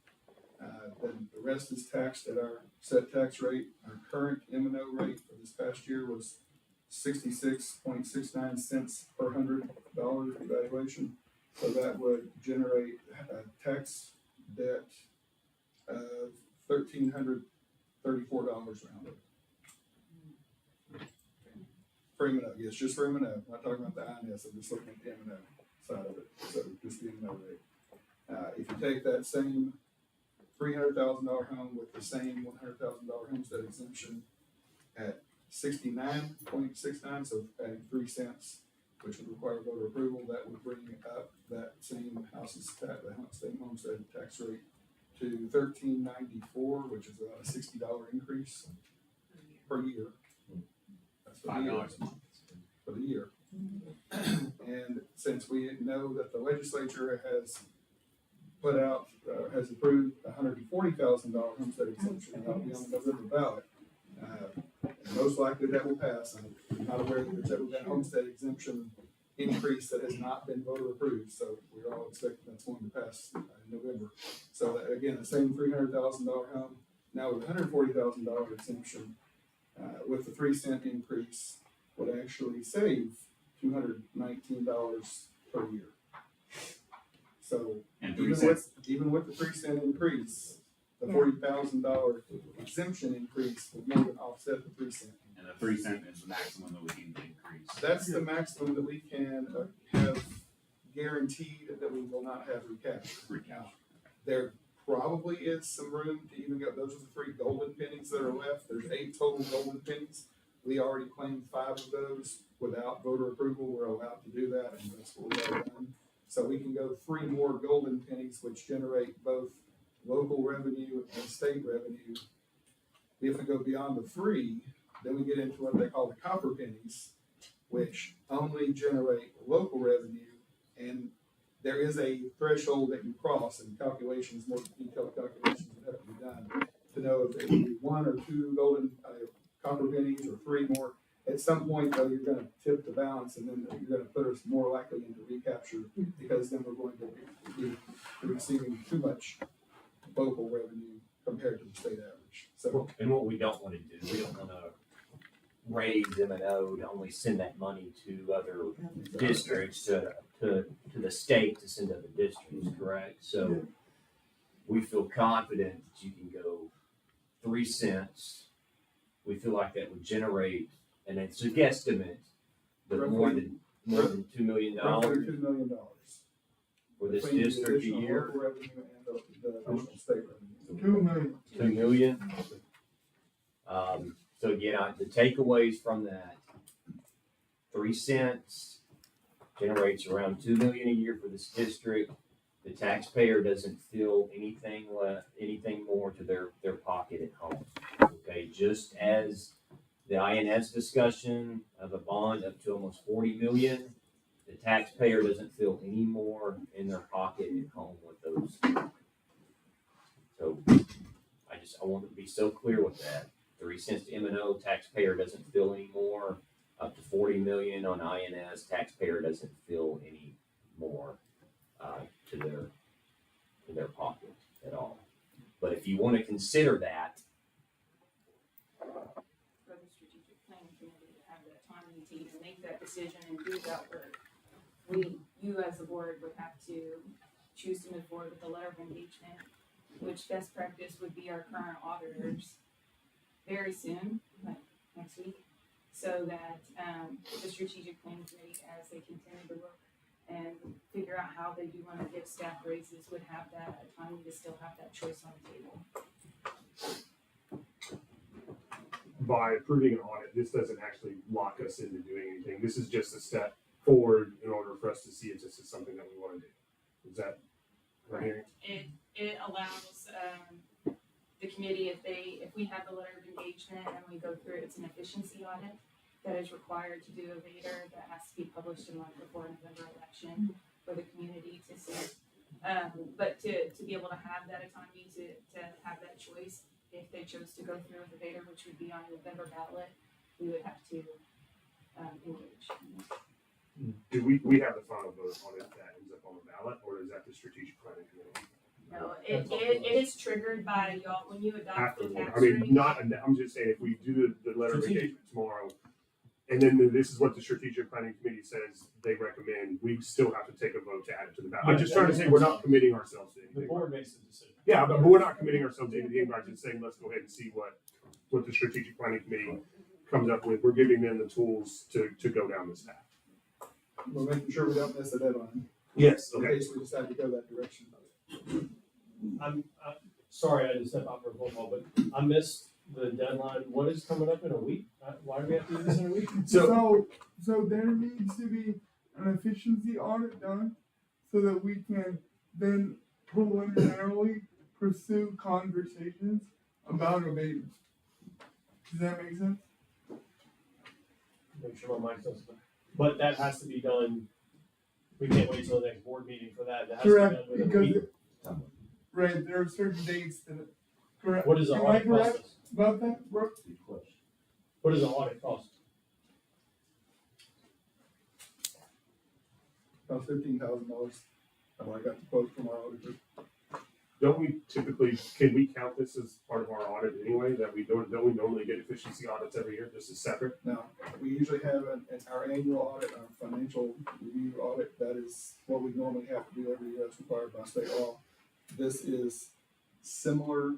I don't know exactly what all the differences are. I've never dealt with this before, but it is a different type of audit. I don't think it's quite as in-depth as the annual financial review. That would still go on just like normal. This is an additional layer. This is something that I don't know exactly how long the state has required this. I don't think it's been a tremendous number of years, maybe the last 6, 8 years. I think they required this if a district wants to pursue it later. So it's a relatively new requirement. That the state has put on districts to go through this and present this information to their community. It's intended to be a measure of providing the community the assurances that what we currently do with our money is efficient and that we're not basically wasting money. So, I mean, basically what we're saying is we're making a $15,000 investment to potentially get $2 million. Basically, yes. So, but without that, we don't have a shot at $2 million.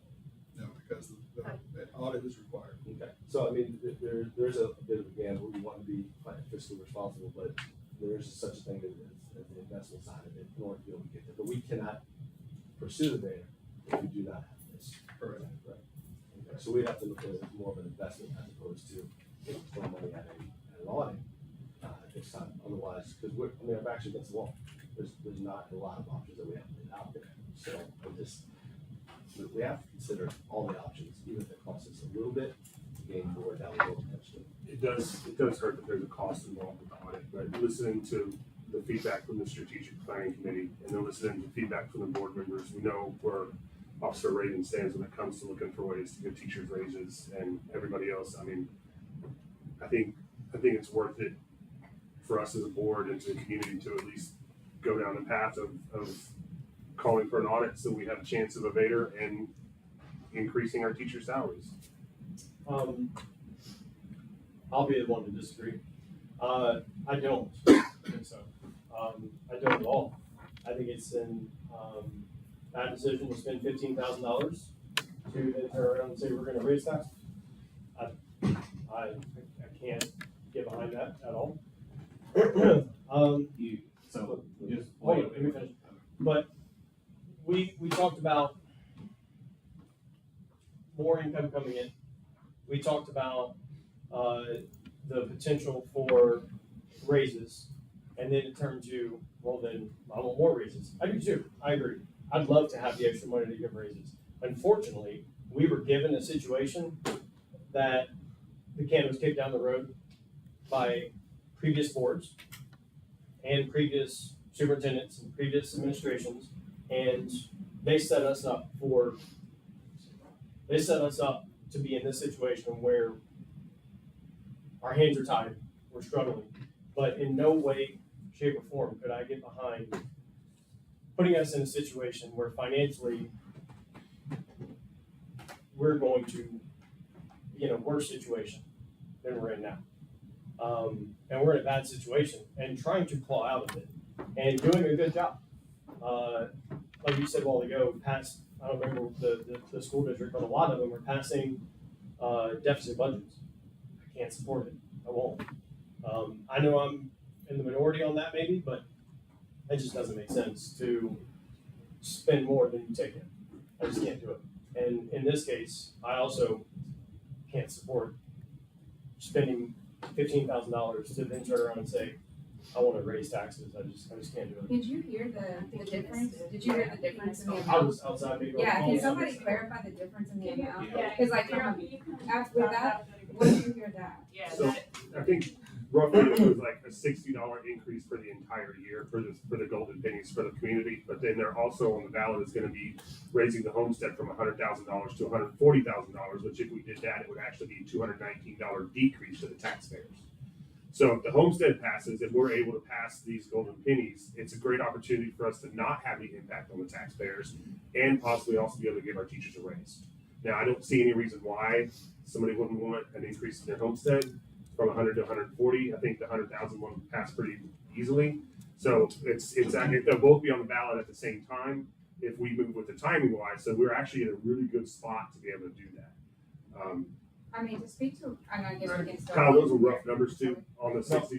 It was roughly I agree. 6 and then So, roughly 219 for my. I agree, the homestead helps, but again, it's being creative with numbers, because if we didn't do it, then they'd get more of a discount, correct?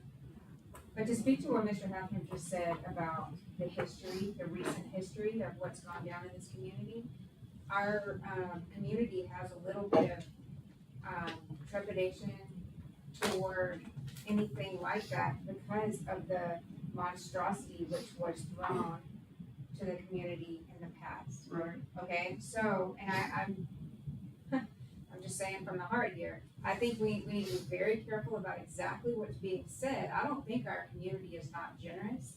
I don't think that we're against paying a small amount to help our teachers, and that's a small amount. I mean, that's a really small amount. I think what they said at that time was these bonds that are being proposed without the proper backup data, which is what our community said, whether we agreed or not, that's what the majority of the community said, was something that the community said no to. I don't think the community has ever said no to that type of ask. So I mean, I think it's a completely different situation that you just have to isolate and look at. From a business perspective, if I have a chance at more than $1 million for 15,000, like every day and twice on Sunday, you know. So for me, I differ a little bit, but those amounts were a really big deal to me on that. It was very small ask. Were you gonna say something?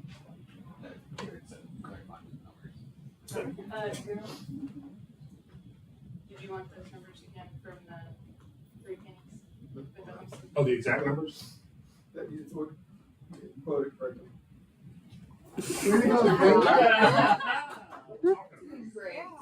Makes up for Broken clock, it's right twice. that makes up for all my microphone fumbles throughout this evening. I guess, do we need to call a vote to have a meeting, or do we just agree that we're gonna meet?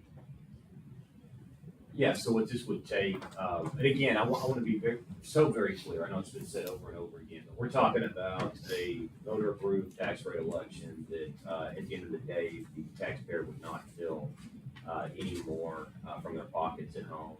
In fact, with the homestead exemption change that we're looking at, they actually feel less in taxes. When we're talking about the INS side of things, we're talking about a bond. Again, we're talking about no effect to the taxpayer's pocket when it comes to their monthly payments. So I applaud this team. I applaud you as a board in being very timely. The strategic planning committee in being very timely in being very conservative, and at the same time looking at a way to generate revenue. Right? We've got a lot of expenses. Expenses take revenue, and this is an extremely conservative approach. But yes, to consider these two options, we have to have an audit, which means we need to have a board meeting next Tuesday. You've got all the explanation we can give you. It would be simply a board meeting to say, yes, move forward with it. You have to post it on the agenda and say, yes, go ahead and move forward with getting this done. I mean, it should take 2 minutes. We could do it at noon, we could do it at 8 o'clock in the morning, whatever works for you.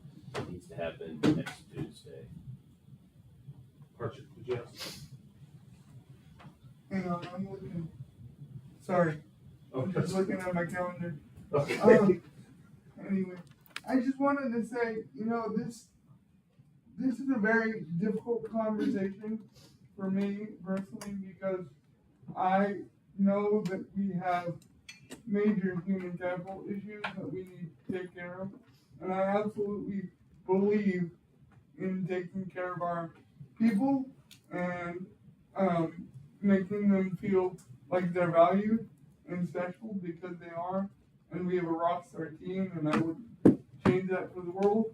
Something that concerns me about the Vader, even though we have the homestead exemption offset, is the fact that it's permanent.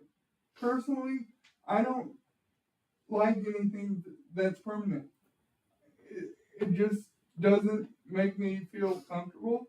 I have a very sort of guttural reaction to anything that's permanent, and so where my mind goes is, and I've asked this question several times, what are alternate revenue sources that our district can pursue that we have not pursued yet?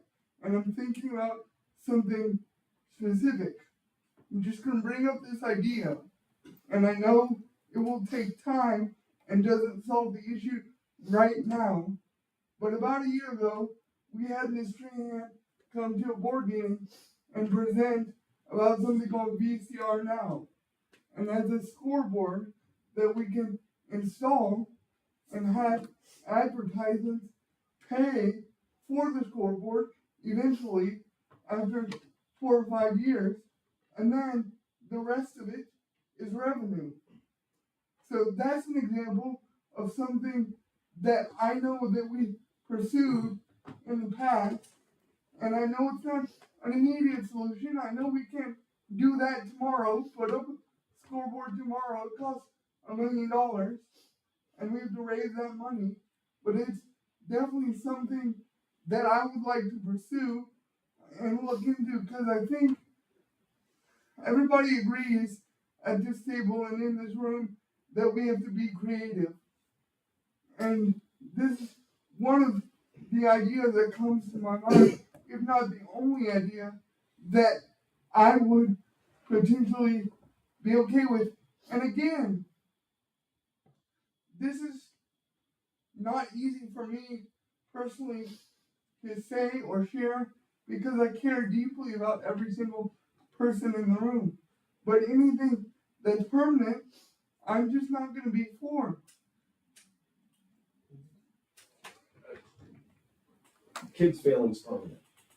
Kids not getting the education they need is a permanent challenge for them because they have to go forward in life. And I hear what you're saying, man. We got to be creative. I believe exactly the same thing. But I think that's on top of it, right? And if we're talking about $1 million investment in a board, but not doing $15,000 investment in an audit, I think we're kind of looking maybe a little bit challenged on that. But the education of our kids, and if they're not getting a proper education because we can't afford the teachers, the high quality education materials and otherwise, that is permanent. That's our community. And so I agree with you. It is hard to look at things that committing to something that's permanent and a community, but communities have to make permanent decisions all the time. They put roads, they put stoplights, they do these different things in order to be able to progress. If we don't do it, that's going to leave a permanent mark as well. So we're kind of choosing our pain a little bit. And I get it, fiscally, it does feel risky. And I guess I'll look at us as a board of what are we going to, we got to choose our pain at some point. And no, do I want to spend money and do I want to, do it wasteful? No. But at some point, we're going to have to make decisions we haven't made historically in order to get to where we want to be in the future. And so I think as we're looking at this, looking at kind of the much bigger picture, there's going to be a downside no matter what happens. It just always is. Right. But if we don't leverage ourselves with what we have right now to be able to move forward, I think that's where we're going to really miss out on. And so, yeah, permanence, it is challenging. But at the same time, the human capital side that we're going to fail on if we don't do these things, because we don't have the right teachers in the right places, we don't have the right facilities. I think that's going to be a much bigger cost we're going to look at. So that maybe just for consideration.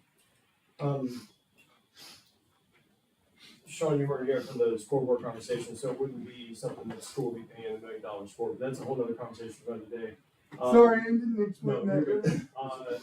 And I think we should also, the revenue from that should be tied directly to teacher salaries and increases. But that's, again, a whole other conversation for another day. But I think the math is wrong on what y'all talked about, Daryl, what have you. Because yes, the homestead increase is going to go from 100 to 140, but at the same time, property values increase. And at the same time, we raise that up another 10%. So $300,000 home goes to $330,000.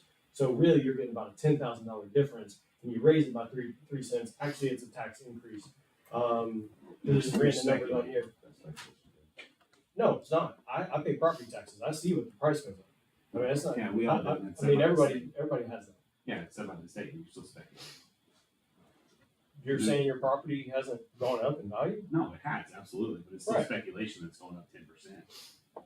I'm saying that's the average. And what meeting was it that she was at? Was it the last meeting or the meeting before? No, 2 meetings ago? She was at the first one. She was, no, yeah, she said the average across the board was. Diane what? Diane, thank you. Yeah. I could not think of her name. She said the average was about 10%. And the homestead caps it at 10. So that's why I picked that 10. You wanna go with 5%, 8%, whatever. We're using, but no, under no circumstances is it gonna stay the same. So I think we need to be fair with the numbers. But I agree with, what Archer says, permanent is a non-starter for me as well. We just got given extra money, and now we're turning around and saying, yeah, but city, we need more. And again, we can sit here and vote for that, and if it passes at the meeting Tuesday that we're gonna set, that's fine. It's ultimately still not our decision, because it's gonna go to a vote, and then what's gonna happen if it doesn't pass? We've spent $15,000 on a Efficiency audit that's all. we spent $15,000 and it turned into zero instead of turning into 2 million or whatever the number is. So I'll leave it there because we've been here for 2.5 hours. Just one thing. And I know we need to, if we're gonna do this, we gotta set the meeting or whatever, we gotta get all it done. One thing nobody said was, even with the 3 extra golden pennies, we're still gonna be one of the lowest top 10 tax rates in the state of Texas. So the community keeps telling us that they want us to pay the teachers more. It's up to us to give the community the opportunity to show it. Well- So, and also, what message does that send to the teachers if we don't do this? We just had 80 teachers left, gone. If we, 60, sorry, we just had 60. Thank you, that's a big correction. But what message does that send them if we don't attempt to get them more than what we're already trying? I feel like us doing this as a board send a message that we are doing anything and everything we can, and we are willing to invest what we need to retain teachers and to retain not just teachers, but everybody that works for the ISD, all 800 employees. So we need to look at it that way too. What message are we sending to them? I'd like to just quickly address a couple of things. Yes, it is permanent, but you do have the autonomy at the board if you were to change it Right. later. Hold on. But Just one second. We don't actually have to vote on this. We just say we're gonna meet, correct? Or do we actually have to have a motion and? Just setting a meeting for this purpose. Sorry. And we can come back to the revenue on the scoreboard, because it would take years to have the type of capital that we needed to be able to give out the raises that we talked about, and that's for another time. But what I charge you with is, when we look at some of the feedback that we've gotten from the community, from the first bond, from the second bond, yesterday Katie actually produced some really interesting statistics where her and her team went through and looked at the community feedback from all of the conversations publicly online that were an actual identifiable person. A lot of it comes back to trust. So we're trying to do things right here, and I'll note on the previous bond, the very first bond, I was serving as an educator, as a community member, and we poured hours and hours and hours. So now we're reconvening, we're trying to get all these different sectors, and we're trying to rebuild trust. Well, we also have to trust those community groups that we're putting together. And so by already inhibiting their ability, we're saying, hey, community groups, hey, all of these sub-pops who've come together, we're gonna take this decision away from you because we don't trust you, but you want them to trust us? It has to be a give and take, right? So I feel as if we have enough support to schedule a meeting for next Tuesday to vote on whether or not to do an audit. Are we, and so that's what I was asking. I don't know if we need to set. Yeah, so typically our special meetings are at noon. If you and the board agree that next Tuesday we can meet for the purpose of this discussion of an audit. Microphone. Sure. You good? I'm okay with You that. good with that, Sarah? Is everybody? Okay, yeah, so I think the board all agrees that we can meet here next Tuesday to vote whether or not to authorize an audit for the strategic planning committee. So thank you all for the time today. We really appreciate all the presentations, everything. And then with no more business before the board at 2:20, this meeting is adjourned. Thank you.